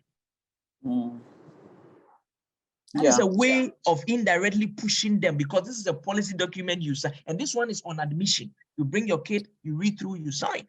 It's a document we have. And then the headmaster signed, the proprietor, everybody said you get a copy, you take home. Does that make sense? Yes. Good. So put that in the policy, and then those other little ones you make forms like what Gilbert is saying. You can get additional 3 or 4 other forms there that depending on, we'll talk about installment right after this. There should be different forms of installments, forms that you prepare. Don't just make one installment form for everything. So those could be some sub forms that parents, once they see this policy, they come to the office and pick the appropriate form, complete it, and that one too, they sign it and go. That is if they decide to come and sign. Some of them, if they don't come, they are legally binded on the policy they signed the first day they brought the award to the school. Does that make sense? Yeah, it does. All right. Now, the next thing I want you to look at is give an incentive to parents who make early payment. I know some of you do. Keep doing that. Tell parents, if as part of the payment structure in your policy, early payment will attract 2%, 3% off of the total fees, or early payment will attract half term free ride on the school bus. Something that you can accommodate. Put something there that will serve as an incentive to the parent. The advice I'll give you is don't make it in monetary terms. If you pay, we'll give you 500 cedis back. Don't do that. Make it part of the school. Maybe when you're able to pay early, the school will supply maybe the first 2 textbooks for your ward. The first maybe field trips will be paid for by the school. That will incentivize some parents. And depending on your strength as a school, the incentives will be different. Some of them have really high incentive, others really have there and there, others low. So, but make sure there's a statement in there in your policy that will motivate, because we are going to talk about a place that will punish those who don't. So you want to make sure there's something in there. Now, the next major area you need to look at is installment plans. And I know most of us, that is going to be section 6. I know most of us will have already going plans, but most of the mistakes we make is we don't document it. This parent will come and say, oh, I have 20 cedis, can I give it to you? I have this, can I? Please make different installment plan. So let's take it. This is the policy that's going to be in there. An agreement by the school to accept payment of fees by installment is a concessionary effort by the school to support parents. That's your first statement when it comes to installment. You are telling them that you are doing them a favor. They are not the ones doing you a favor. Then you tell them. Please repeat what you said. I didn't Okay. quite get that. You didn't get it. I said any agreement or any arrangement that the school will make to accept payment of installment or payment in installment is concessionary. And let's say, and is subject to different agreements and terms between the school and the parent. And that is very important. It's subject to different agreement terms between the parent and the school. Why is it so? Mr. A will have a different family issue. Mr. B will have a different family issue. So you're going to have about 3 or 4. So that if I'm a parent and I realize, oh, you're giving this guy 15%. Why am I not getting 50%, but you gave me 20? Because that is what you chose. But when you come there, the payment policies are there, about 3 or 4, that you can divide it for parents. So they pick the one that their strength can hold. You don't want to make it uniform, one, just only one. You can create a lot of problems for yourself. Get about 3 or 4 payment plans. So that when a parent comes, you show them, okay, we have this payment plan that you pay monthly. We have this payment plan that you can pay every 2 weeks. We have this payment plan that you can divide into 2. We have this payment plan that you can do this. Give them about, don't go beyond 5 options. If you go beyond 5, it's too much. Just 5. If you can reduce it to 2 or 3, the better.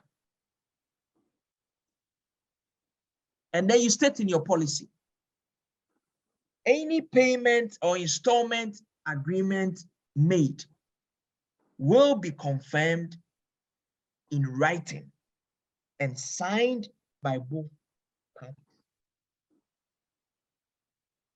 A two-bank office, you come to my office and discuss it with me, and I say, yeah, you can go and pay. It's not binding. It needs to be signed. It needs to be a policy. You need to write in the policy. Any agreement we make with you needs to be signed by both parties.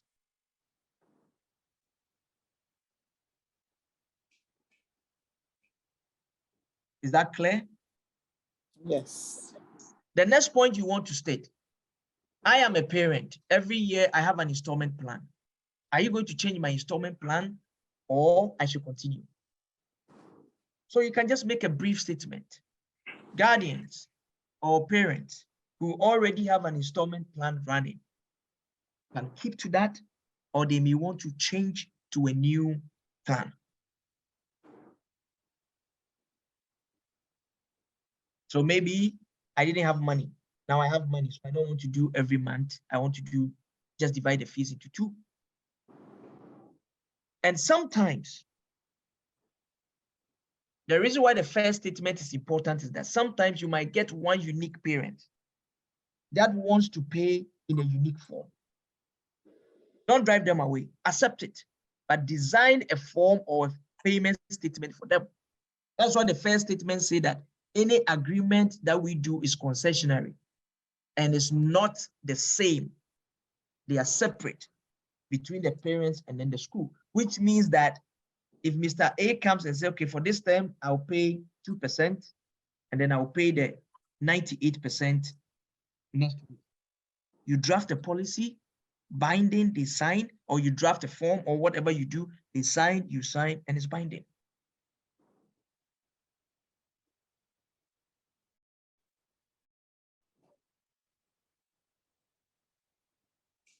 Now, the next thing you want to put in the installment is, what arrangement are you making for parents? Or what are you going to tell them if I miss 1 or 2 payments? For example, I said I'll pay every month. 1 month I miss it, I didn't pay. The second month I didn't pay. What is in your policy for you to act on? So you can write something to that effect. If parents refuse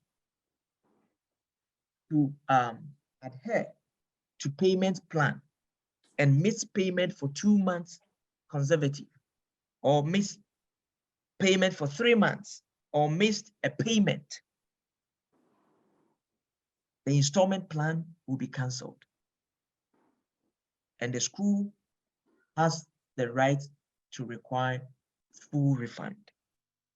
Or the installment will be cancelled and parents will be required to pay all outstanding balances within 2 weeks or within a week.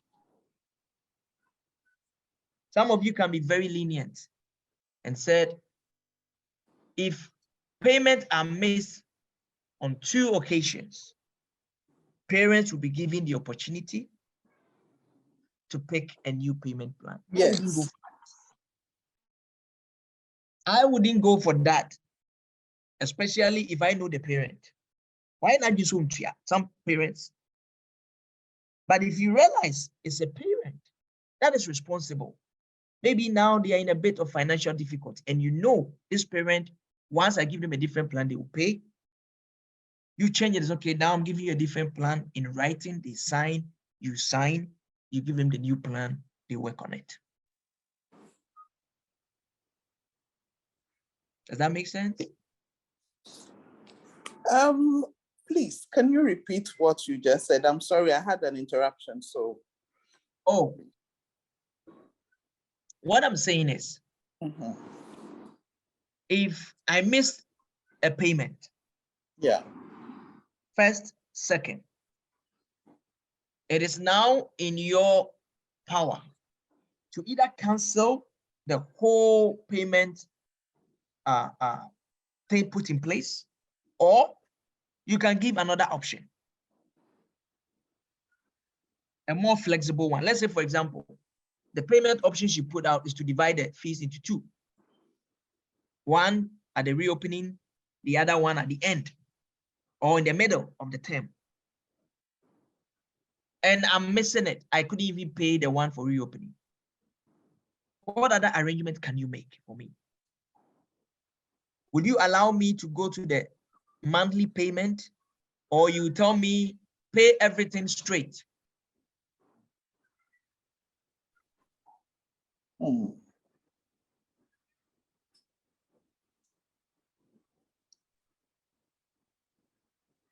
Sorry about that. I'm having a little bit of disruption for my little one. Sorry. Okay. So let's go back. Did it make sense, Alice? And what I was suggesting was, yeah, if you give me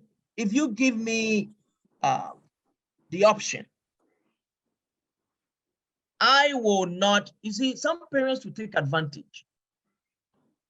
You give them this dividing of the term into 2 terms. They ignored it. You divide it into 3. They don't care. What shows what is the guarantee that if you divide it into 4, That's just what I was thinking. Exactly. There's no guarantee. So sometimes I realize when you enforce and you insist, this is the agreement I made with you, and this is what you go. They will try and go and find the money. But the moment you go down a little bit, oh, this woman, yeah, I can get to it. And they will keep on reducing it. So you get to a point they don't even want to pay the fees. So there needs to be a statement in there that if they do not adhere to the payment plan,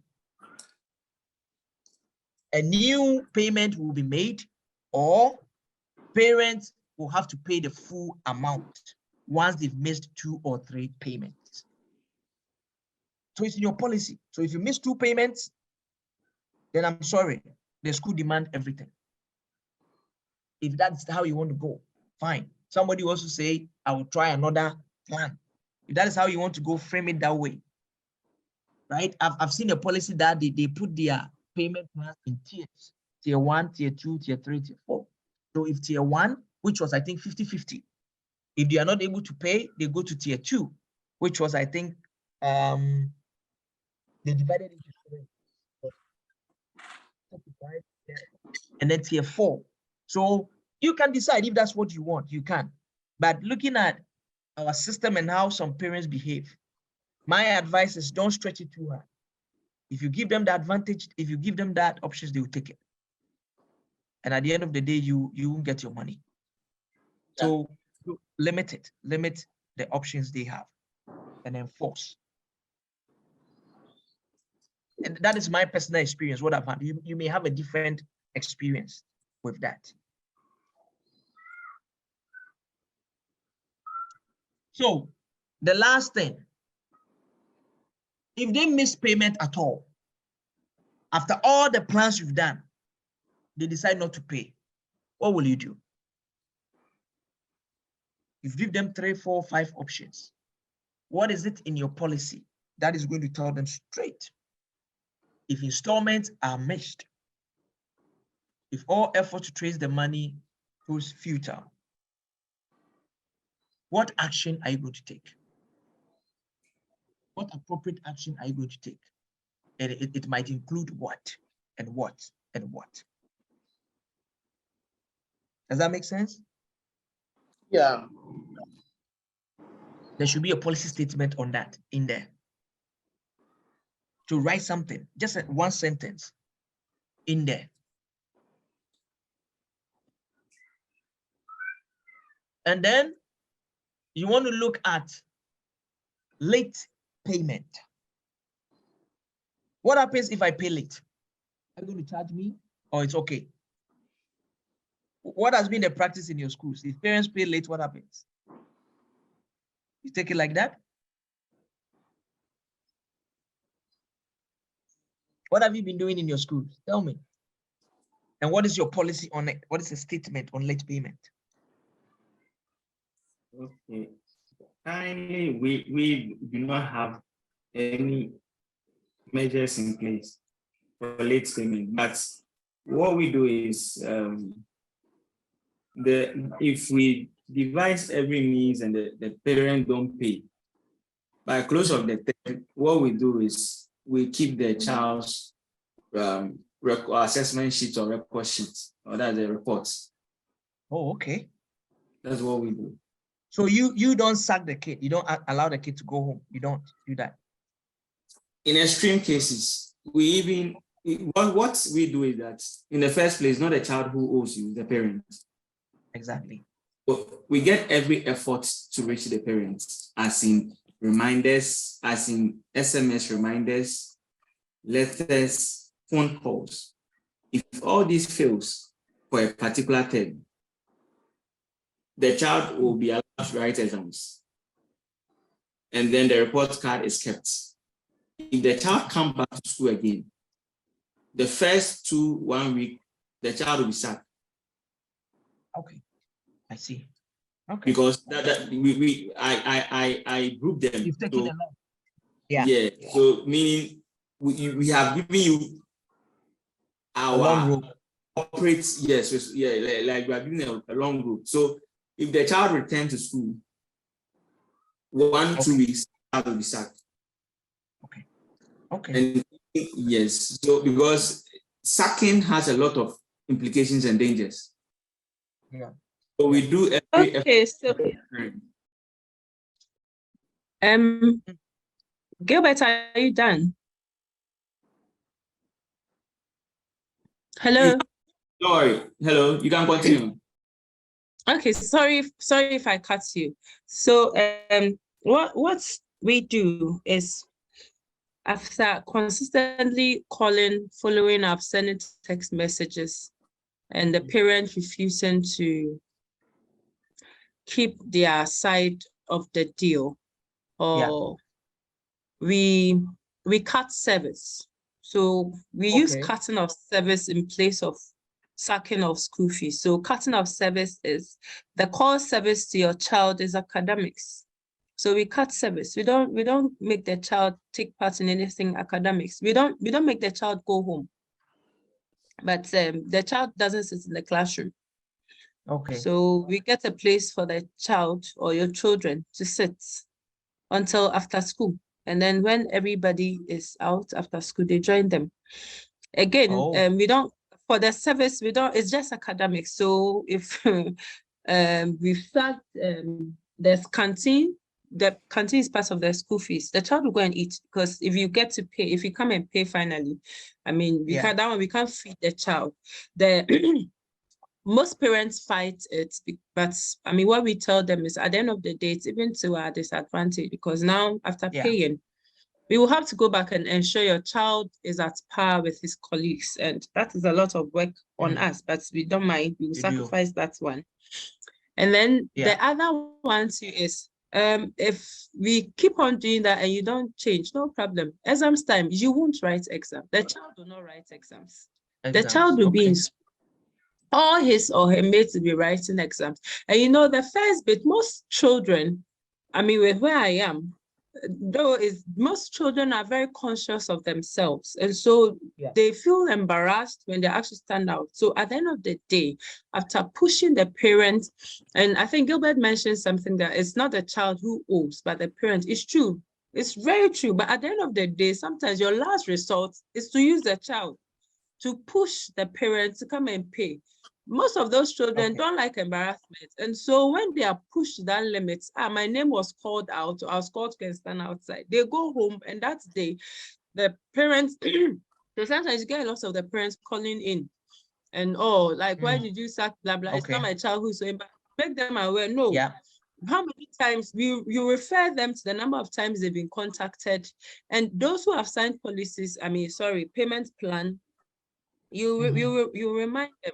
So often we will not make it, like today, for instance, I think in the course of the training we are doing, a parent had called me like 3 times. So we are writing midterm exam, and then I called back. I didn't know she was a parent. So I called back and she said, she just received a call that the child has been asked out. Yes, early in the morning, I told the teacher, because she promised us last week, Thursday, it didn't come. We started the exam on Monday. She said, auntie, I was bringing it, but I forgot. So you after school, it didn't come.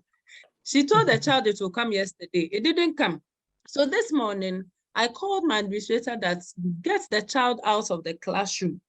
And then if she has any she should contact the mother that she's sitting outside. So that was when the mother called that, please, can I send, use Momo? I said, yes, we've been telling you people that we use Momo or the bank. So I say, so at the end of the day, she's going to pay, and the child has been allowed in. So when you cut service, that's one also, good. But so the child to go home, that one is dangerous. Yes, Hetty. I'm sorry if I can interject. Yes, go ahead. Mine is solely a preschool. And so if you that is where the problem is, Auntie Alice. Preschool for no. I want to mean Sakio. But for me, they are the dangerous ones. Yes, if the child comes to school, then let the child come to school. The parent is at peace, because all they want is the child off their hands so they can go and work or do whatever. The other option, I'm sorry, Prof. The other option is when we are cutting service in the morning, we stand with the list at the car park. So I see. then the parents are aware because we do it. So the moment they see teachers on the car park with their list, printed out sheets in their hands, Yeah. a lot of the children will say, don't get down. Okay. Because we will come to the car and tell you And get this them out. is how much. And a lot of them too don't like that embarrassment. So sometimes they'll come to the in gates and then they'll go to the out gates without even parking. Okay. Because they That's don't want the interesting. embarrassment of us coming to them with the list and all. Ask them to leave. Okay. Exactly. So You it's also realize, sorry. Hetty, you realize that all these things we are saying, these are policies you're actually working on. You are practically doing it, but you don't have it in document. Yes, it's true. It's not been So written down. this is what we are doing. What I'm doing here is to get your mind to realize, oh, I'm actually doing this. I need to write it. I'm actually doing this. I need to write it. Because every school has a different policy based on your situation. Right? So my goal here is to pick your mind and say, this is a policy we need to be working on. Right? Like somebody will say the child will go home. Others will say, no, we will withdraw services.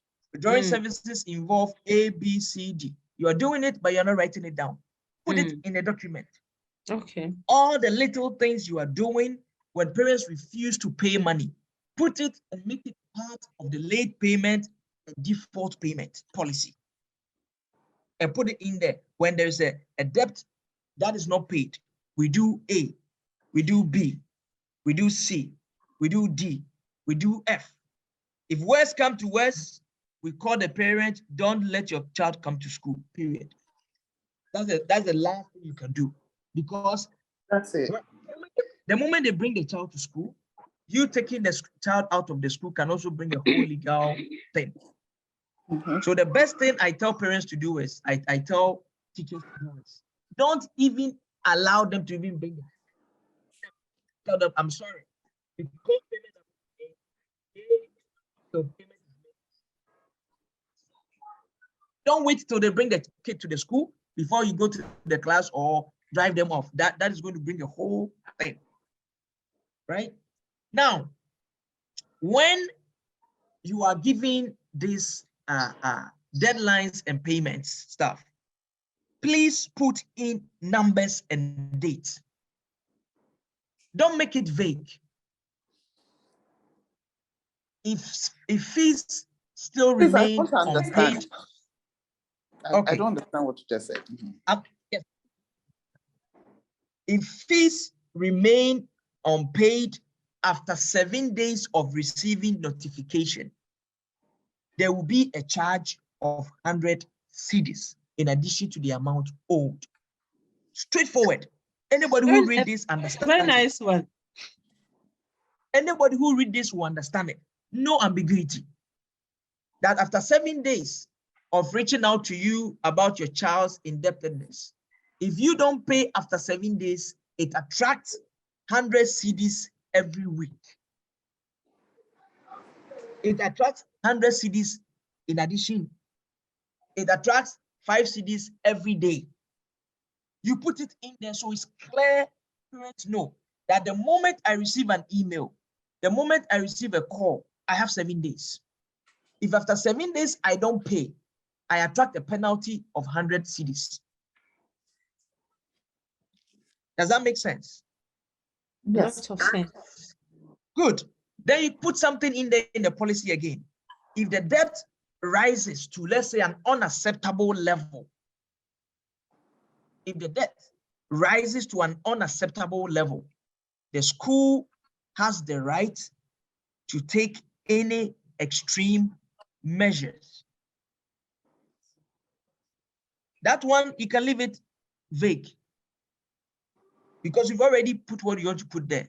You will take any extreme measure. That includes calling the parents and telling them, don't bring your ward to school. If they bring their ward to school and something happened to that kid, you are not liable because they signed a policy that you go to the extreme, and the extreme you did is to call them not to bring the kid.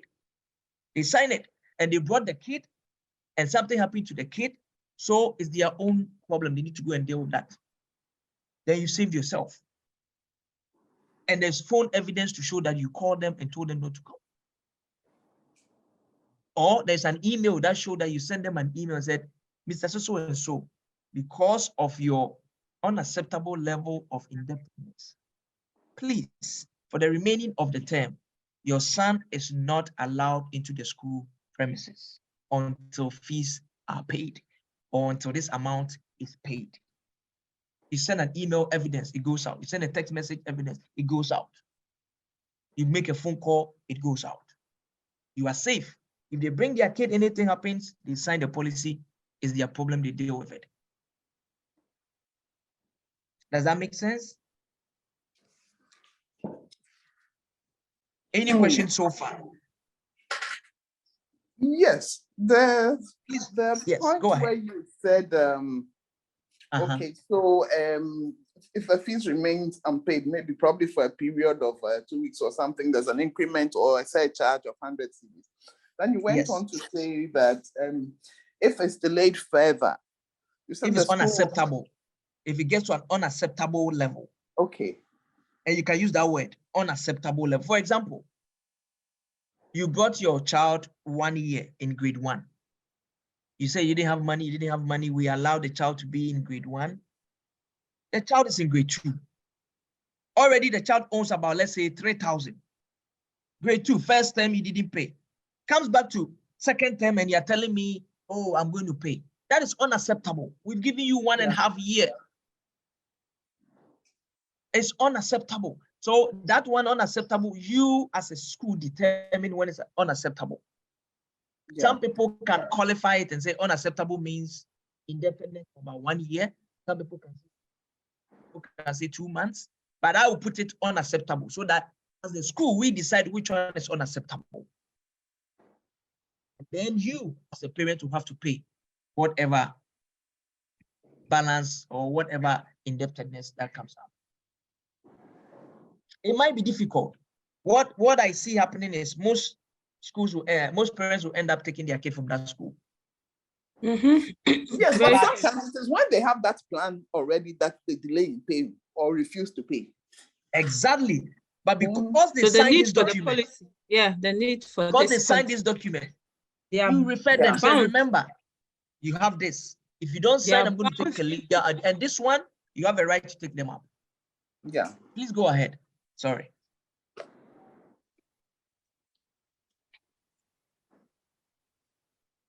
Now, what if in the process of recovering your money, you end up spending more money? Who pays that money? The phone calls, the emails, all those. Who pays that extra money? The school pay? It is something that we don't think.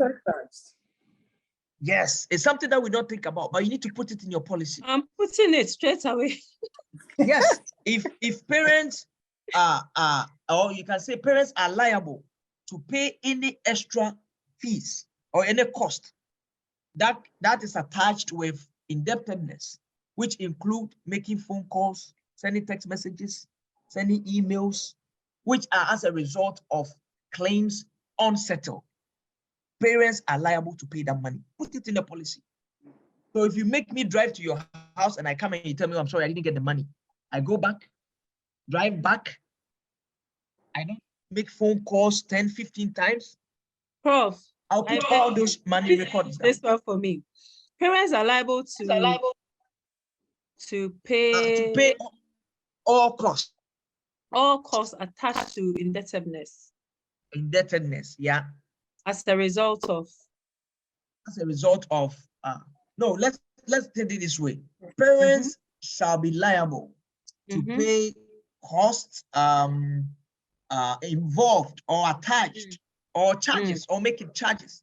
Parents will be liable to pay all charges that are incurred as a result of the school's effort to recover unpaid fees. Thank you. Regardless, you can add it, regardless of the value of the school's claim. Yeah. So even if I'm going to pay, I'm going to take 50 cedis. You made me spend 200 cedis reclaiming that 50 cedis. You're going to pay the 200 in addition. Realistically, is this going to happen? Probably not. But put it there to save yourself, because you're going to have some parents who are very difficult.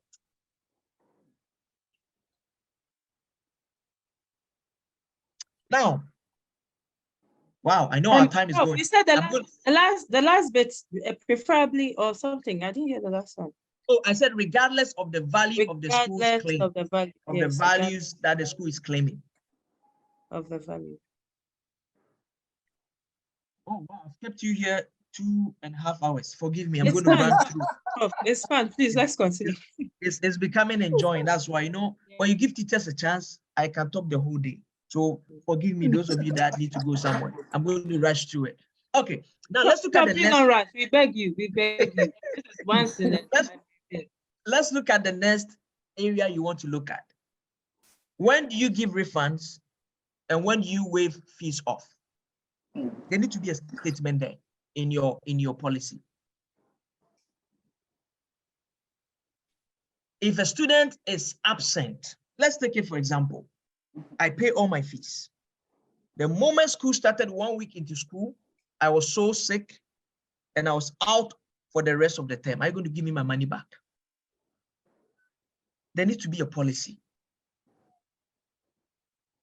that states specifically when fees are going to be refunded.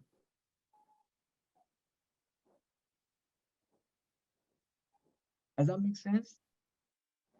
So you can state something like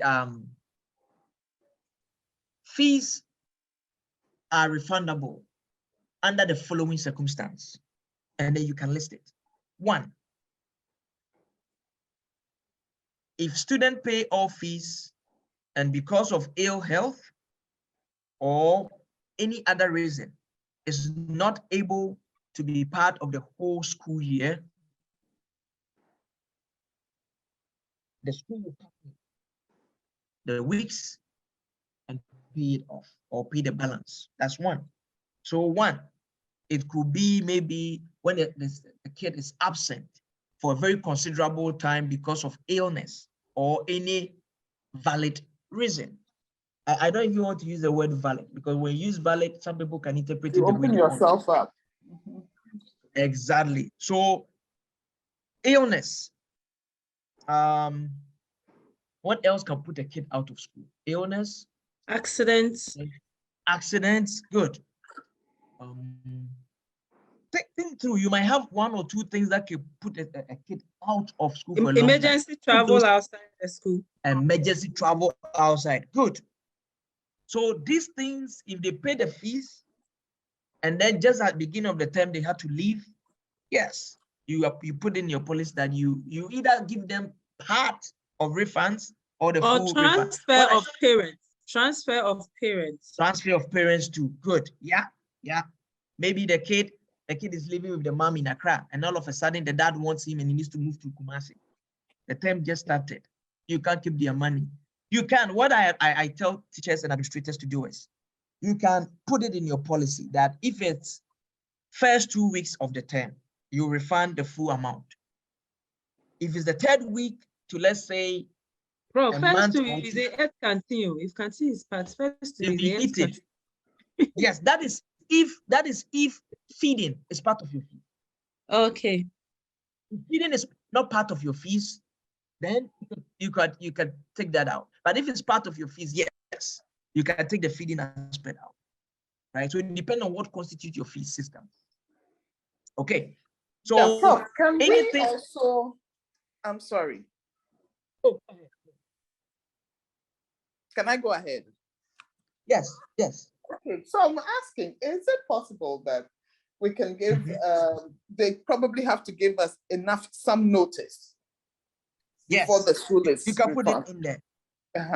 You can put it there. So you can state, I want us to put it such a way because there could be some situation where there's an emergency. Yeah. Yes, and they can't. Yeah. Yes, they can't give you notice. Somebody, father, they just got an appointment as an ambassador to India, and they need to move immediately. Yeah. Right. In such situation, are you going to tell them you didn't give me a 2 weeks notice or you didn't get your money? It wouldn't sound well. If it's ambassador, sometimes they might not even ask for the money.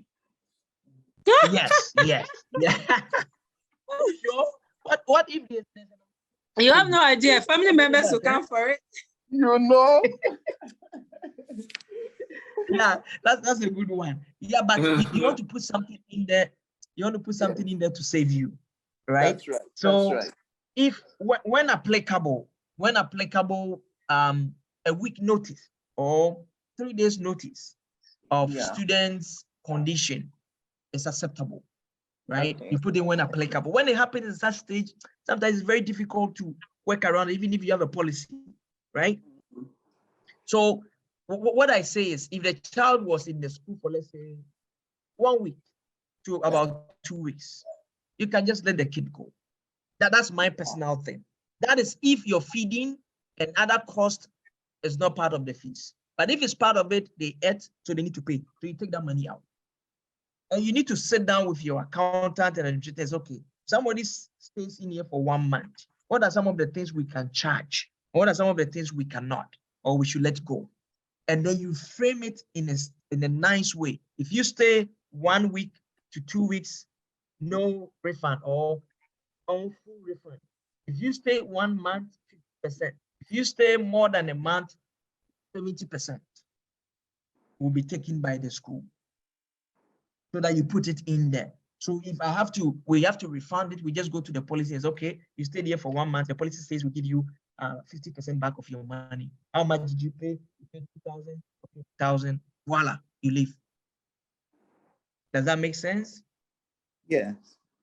Sometimes, like when COVID happens, I was in Canada when COVID happened, and it was so funny. I went on a Wednesday morning to class. And just as I was starting my first period, one of the faculty came to my door and knocked and said, "Ike, the head of the government should close the school. The government has given all schools to close right now and send every kid home." And I was like, I'm in the middle of my, he said, no, everything should shut down. So that year, the school ended up had to refund half of the money to kids because we were in March. The semester started January 9th and we're in March, going to May for it to end. So we need to refund almost half of the money back to the students. So there could be emergency closure of the school, right? Something happens at the school, and because of that, it needs to be closed for 3 weeks. It needs to be closed for 1 month. Put it in your policy, right? If a school closes over an extended period, how much are you going to give back to the parents? Or you don't give them anything, right? It needs to be in there. Does that make sense? Yes, but Prof, Yes, sir. can I ask a question? Go ahead, please. Yeah, if a school decides that fees once paid is not refundable, can that be seen as a negative policy or bad policy? It's a bit tricky. It's a bit tricky because there could be, you see, when parents are paying fees, they are paying for some services. What if I don't get the services? Are you still going to charge me the money? And that's what the question is. So I paid the fees for you to teach my son. Yeah. Unfortunately, my son is sick. You are not teaching the son. Why are you keeping my money? So you want to put in a statement in there that there could be a way for refund. And you tell parents straight, these are the only circumstances under which we will refund money to you. Yeah. A, B, C, D. So if your circumstance doesn't fit within the A, B, C, D, forget it. There's no refund for you. Exactly. Okay. Does that make sense? Oh, yes. Yes. So you don't want to go the hard statement and say fees paid are not refundable. It will bring you problems one day. So, Prof, I think that yes, that statement kind of helps some of us during the COVID because yeah, the COVID came on the 16th of March. Now, schools were about vacating in April, and it was like barely a month to vacation. And the government said close down the school. If we didn't have fees paid are not refundable, how could we have survived? Because you see, you didn't get a parent that was very difficult. When the COVID happened, everybody was in shock. We don't know what to do. Yeah. But if you have a parent that is very difficult, he will put you up. Yes, Prof. Some of the schools in North America had a tough time. Yes, they wanted to take their money back. But if it's in a policy, yes. So what does the policy say? So what that also helps you to do as a school is you make arrangements, right? When you take all the money, you tell yourself, okay, this money should be for emergency. In Hmm. case the school should shut down, in Okay. case this should happen. It should This be is where part we're of going the budget exactly. of the It should be fund. part of the budget. So that it doesn't become something that surprises you and shocks everybody out. And it will help you have a buffer stock of funds somewhere for emergency. Yeah. Does that make sense? Good. Yes. The next thing I want you to put in your policy is, when do you increase fees and when do you decrease fees? It's very important. Don't wait till petrol prices go up and you increase your fees. Put it straight in your policy. So number 9, fee increases or fee increase or decrease. You tell parents, fees are reviewed annually and are subject to increase from time to time. It's a I'm policy. sorry, your volume went down. Yes. Oh, sorry, maybe, yeah. Is it okay now? Yes, please. Better, Fees Fees are reviewed, let's say annually or termly or biannually, whatever your situation is. Put it in the policy. Fees are renewed annually or by each term, or fees are renewed each term, and they are subject to increase from time to time. I don't encourage writing decrease, because there's no way it's going to decrease. There's no way it's going to decrease, unless you want to do something. But the economy is just moving forward. It's not going to. So put something in there, so that the parent will not come and say, "Why did you increase your fee this?" You tell them your policy. We told you every annually we review it and it's subject to increase. Then you save yourself.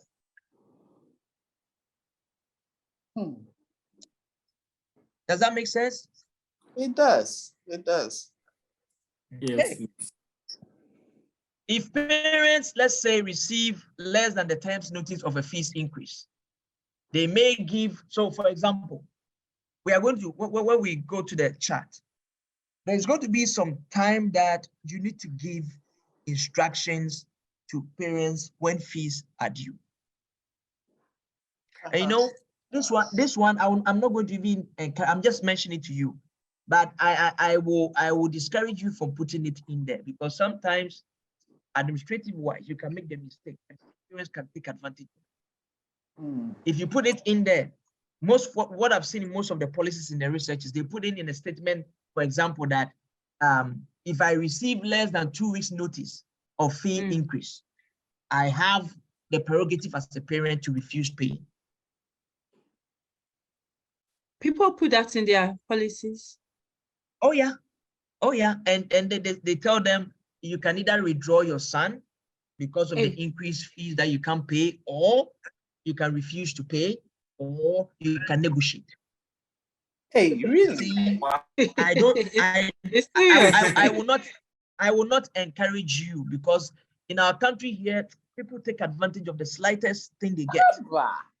This one, you parents open to go and yourself read it. The list Exactly. window, I mean, if you make a mistake and open the window slightly, you know. Yes. Right. So I would not encourage you to put that there. I just wanted to put it across that people do that. That they tell the school that if I don't get enough notice, this is what I'm going to do. But people are going to take advantage over it. So I will encourage you to put that there. So when you find it in any other policy, know that it exists. Some schools have those policies. Right. Now, in situations where a parent deposits money and the increment is not up to that money, what do you do? So for example, you have a parent that is in the US. They pay every term, let's say 5,000. And then this time they say, oh, I'm suspecting there will be an increment of 1,000, so I'll pay 6,000. Meanwhile, when your increment came, it was just 5,500. What do you do with the 500? So it's credited to the child's name, the next payment that comes. So put it in the policy. It should be there. It's either you refund the money to the person. It will not be person, refunded. It is rather credited into the child's name. So put it in the policy. Fees that are paid above the required fees will be credited to the next term or the next year. Put it in the policy. Let it be there. So when a parent walks to you and said, "Oh, I overpaid. Can you give me my 500?" You tell them, "No.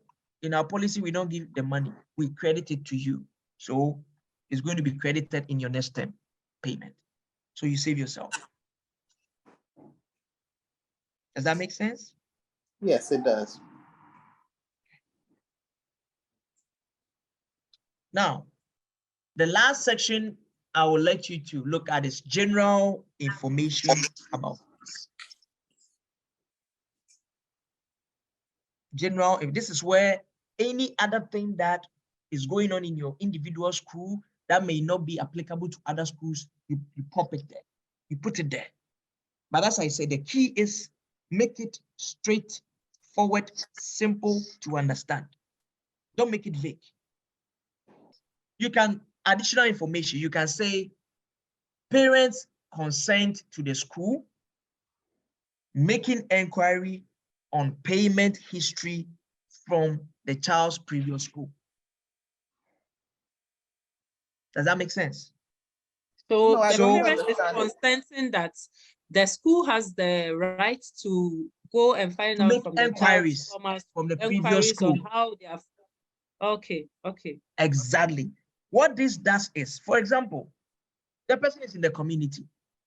He realized they couldn't pay this fees. Then he moved the kid from Yeah, St. parents Martin's like and that. then take the person to LA. They like The that. moment you go to LA, somebody knew, "Oh, you were in St. Martin's. Why did you move?"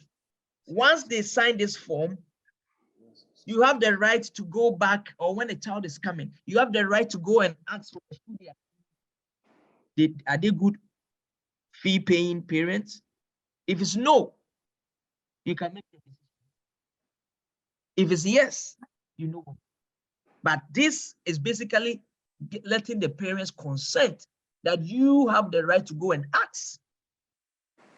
But Prof, this will We be all quite. do this. Parents will stop that habit.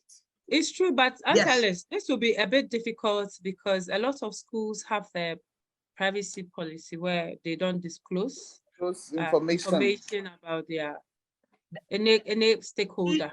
You put it in there. In case you Okay. go and get a school that is willing to give you that information, you are protected. Yes. Thank you.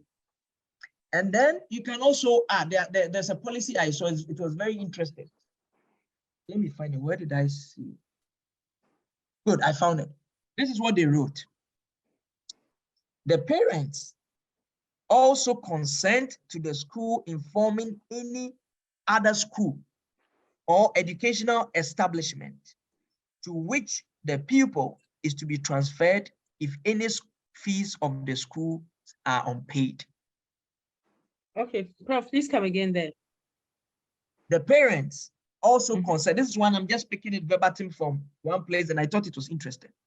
So if you are writing it, you just have to adjust it so it doesn't look like you plagiarize somebody's content. Okay, So please. it says, Thank you. the parents also consent to the school informing any other school or educational establishment to which the pupil is to be transferred if any fees of this school are unpaid. So if I get to know that you are going to this school, that school is protected when they inform me that this woman owes me 10,000 and is bringing your child to your school. They owe me money. And you see, the reason why this is key is we are educators. We talk among ourselves. We know each other. Trust me, you know the proprietors of these schools, all of them, you know them. And if we don't work together and protect ourselves, parents will run around us. Yeah, yes. Very true. So when you put a statement like this, you are protecting yourself. Once the parents sign to this, if the inquiry should come, you are safe. You sign to it. You can take anywhere. I don't really care. Does that make sense? It does. Good. And then the last thing, and this one, I don't know how to even put it. I saw it in a lot of the policies around. they call it the anti-money laundering statement in their what basically they were trying to do is they were saying that from time to time the school will need a satisfactory report from parents to show where they are getting their money from. Hey, this one is serious. Yes. So this one I won't advise you to put it. No. It's going to be a war. I see that is the way. Yeah. That is the way the West. You know, some schools some people use school fees as a way of money laundering. Oh, I'm going to pay my child's international fees, and then they send 100,000 into the account. Meanwhile, the fee is 15,000. Why are you sending 20,000? Oh, it's because they will need. So in the West, they do a lot of this investigation. So most schools have this in their policy, but here, I don't think it's going to work that much. But I just wanted to point that out to you, that in future, as Ghana grows, you may have to put an anti-money laundering statement in your policy. Yeah. So that no parent will use the child's school fees and your school as a way of money laundering. No, I want to pay the next 3 years fees. For the and then year or 3 years. They put like 100,000 in your account. And you ask them, hey, so you have 100,000 to pay in the next 3 years fees? Where did you get it from? You need to be very careful because some people are getting very sophisticated, right? People are getting very sophisticated. So now it might not be so much of something, but I just wanted to put that out there so that you can have it. And in future, when the school grows, you put it in. So how do we put it, Prof? So you can say occasionally. Occasionally, the school will need satisfactory evidence, right? Satisfactory evidence. Say satisfactory evidence either to show parents employment status. To prove parents' source of funds. Source of funds or employment status. Okay. Or even you can also put it to evidence. Let's say who is paying the fees, identity of the person paying the fees. Okay. Right. That can also be a way of checking it. Oh, I am an uncle. I'm in the US. Okay, can we have evidence that shows that person is your uncle? Or it's just a friend that is using you to pay money? So you can use evidence of work, source of funds, and then the identity as a way of obtaining that information so that you don't encourage money laundering, so that you don't find your school in trouble. And then at the end of this, the parent will sign. Some people go as far as a member of the board of the school will sign. The principal or administrator will sign. Whichever people make big decisions in the school, put their signature on this. So before parents bring in the award, all these people have already signed it. So what will be left is the signature of the parent. They sign, you give them a copy, and that's it. So it becomes binding. You read through, you sign it. So this is the main framework of your policy. Any questions so far before I show you the template I designed that I think will make it your work easier for you when you're collecting your fees in a short, straight thing you give to parents. So this is the policy document. Now, how do you send it out? How do you just give it to them? If the document I gave to the webinar specialist to send out, the last page, I'm going to find it and project it here. So those who don't have it can look at it from here. Okay, good. Yeah, so I'm going to. Yes, sir. Yes, thank you very much. I think you've given us enough. Let me add this. Do we where the school administrator or a board? Please come again. Richmond, come again. Your line is Hello? breaking, please. Oh, sorry, Prof. Can you hear me now? Yes, sir. Yes. Yeah, first of all, I thank you very much for what you've given to us today.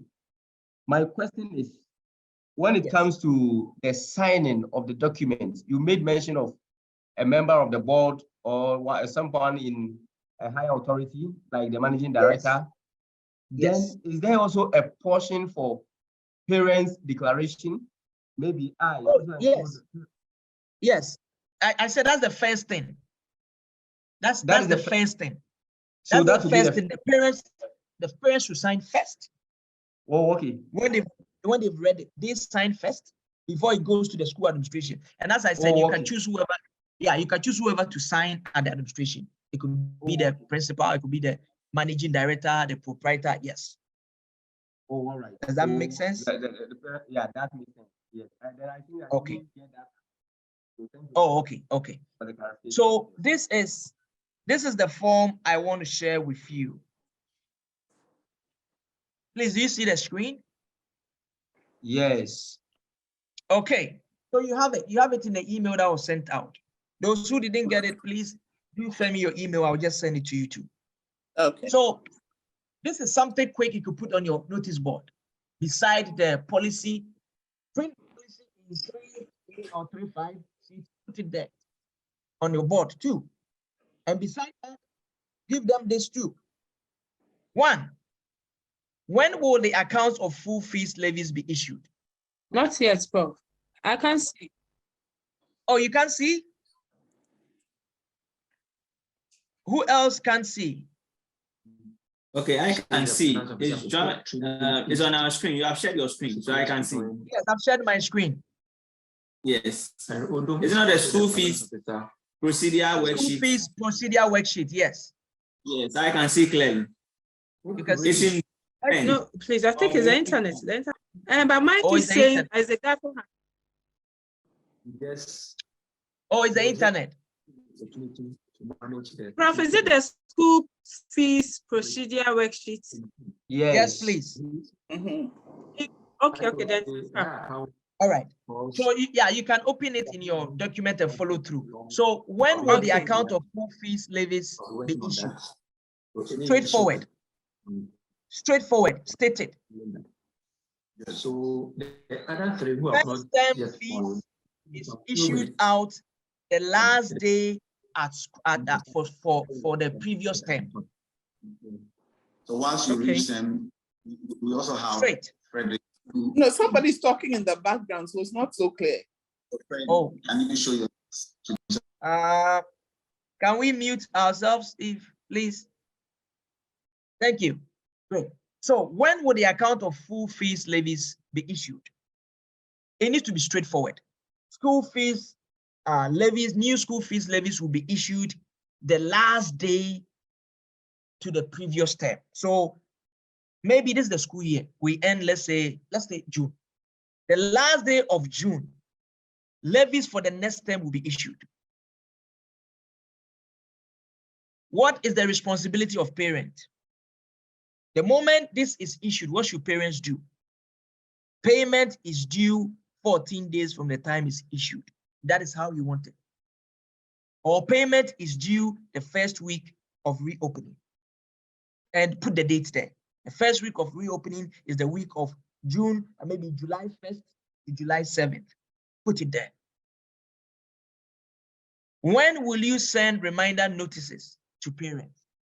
Reminder notices will be sent to parents the first day of reopening, which is July 1st, 2023. And you put the date there.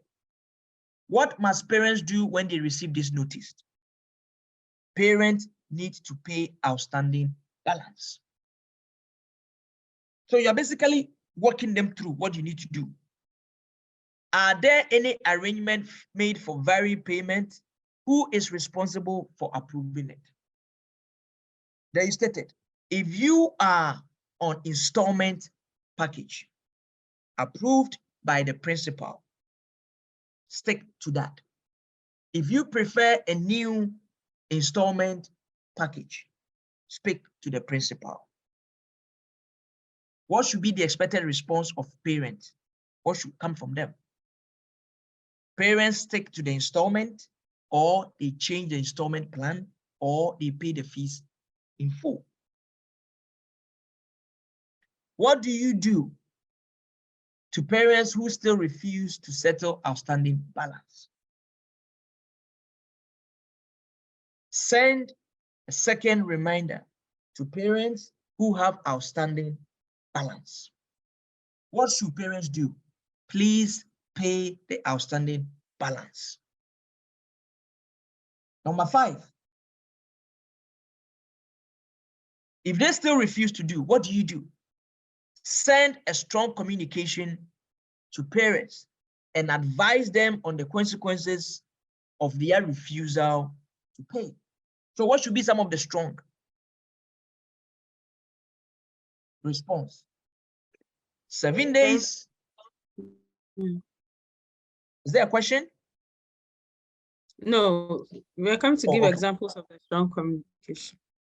Go ahead. Yeah, give some examples. Let's see. Give some examples. I think he said if so, like the midterm the children are writing, we sent message that all learners who haven't paid the expected amounts will not be allowed or should not come to school. But I saw that this one is after the 7 days. But as we wrote, should not come to school. So on Monday we got a few who didn't come. The others brought the money. So. The money. Good. So you see, we are in the business of helping families producing. So you do your best to give them a rope, but you don't want them to take advantage of you. Yeah. So when you send a strong message, you give another 7 days. After 7 days, if they are not, then you take the hard action. Don't bring your son or daughter to school, period. And then what must parents do? Follow, don't bring your son or daughter to school. When you bring them and anything happens, you are liable, and you write it there. So you put this form, you fill it, and you put it on your notice board. Parents come, when will notice be served at this? What should I do when I get it? I need to pay. If I don't pay, what should I do? I need to talk of installment. If I don't do the installment, what do? I still need to pay. If I don't pay, what happens? This is what happened. If at the last minute, I don't get money to pay, what happens? I don't have to bring my child to school. And it's on the notice board. And you can even send this to the parent. Prof. Yes. So please, so this one, it's more like we are doing it and then the parents will sign and then we will sign. Is that it? You can. I've seen some, this one, I made it up. You can make them sign as an additional agreement of their response. So when you are giving to them, let them know this is what we expect you to respond. If they agree and they sign, it becomes a legal document. Yes. Sorry. My parents see all these options later. No, I think this looks more like guidelines for us. Oh, yeah, yes, that's what I'm saying. It's a guideline for you. You can. Some people so you don't necessarily say I'm giving it to the parents to sign, because if they see all this, no. This is a guideline I'm giving you. The processes, what you need to do, what you need to go through, right? If you have a parent that deals with documentation, no, there are some parents that are very difficult. Documentation. If you get a parent like that, give them this. It's a document enough. But other than that, don't bother yourself. This is a guide through to help you. This is the first stage I need to do. This is the second stage. This is the third stage. If they are not responding, this is what I do. If they are not responding, this is where I go. And then the last stage is this is what I do. Does that make sense? Yes, it does. It does. So it's a guide. It's a guide to help you. You can include some in your policy, but you don't have to make them compulsorily needing to sign it. Yeah. All right. Any question so far? Any question? How do you feel? Oh, Prof, this has been a very good, interesting session, honestly. It is money well spent. In fact, what we have received is not worth our money, to be honest with you. What I mean is that we paid too little for the information we have received today. So God bless you. It is well worth it, very much so, and been very, very interesting. Good. I'm glad I've been able to help. And as I said, I will give you about 3 days, 4 days. Put your head together with your team. Some of the things that need a bit more details, sit them around the table. Prof talked about this. What do you think we should put it in? A, B, C. Draft something. Send it to me.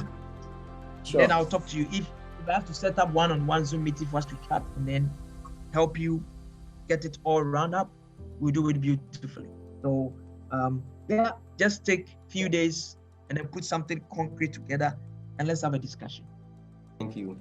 Okay, so Prof, what I also want to say, I think I agree with what Auntie Alice said, and I think that I don't know, but this is just too rich, and yes, what we paid is much.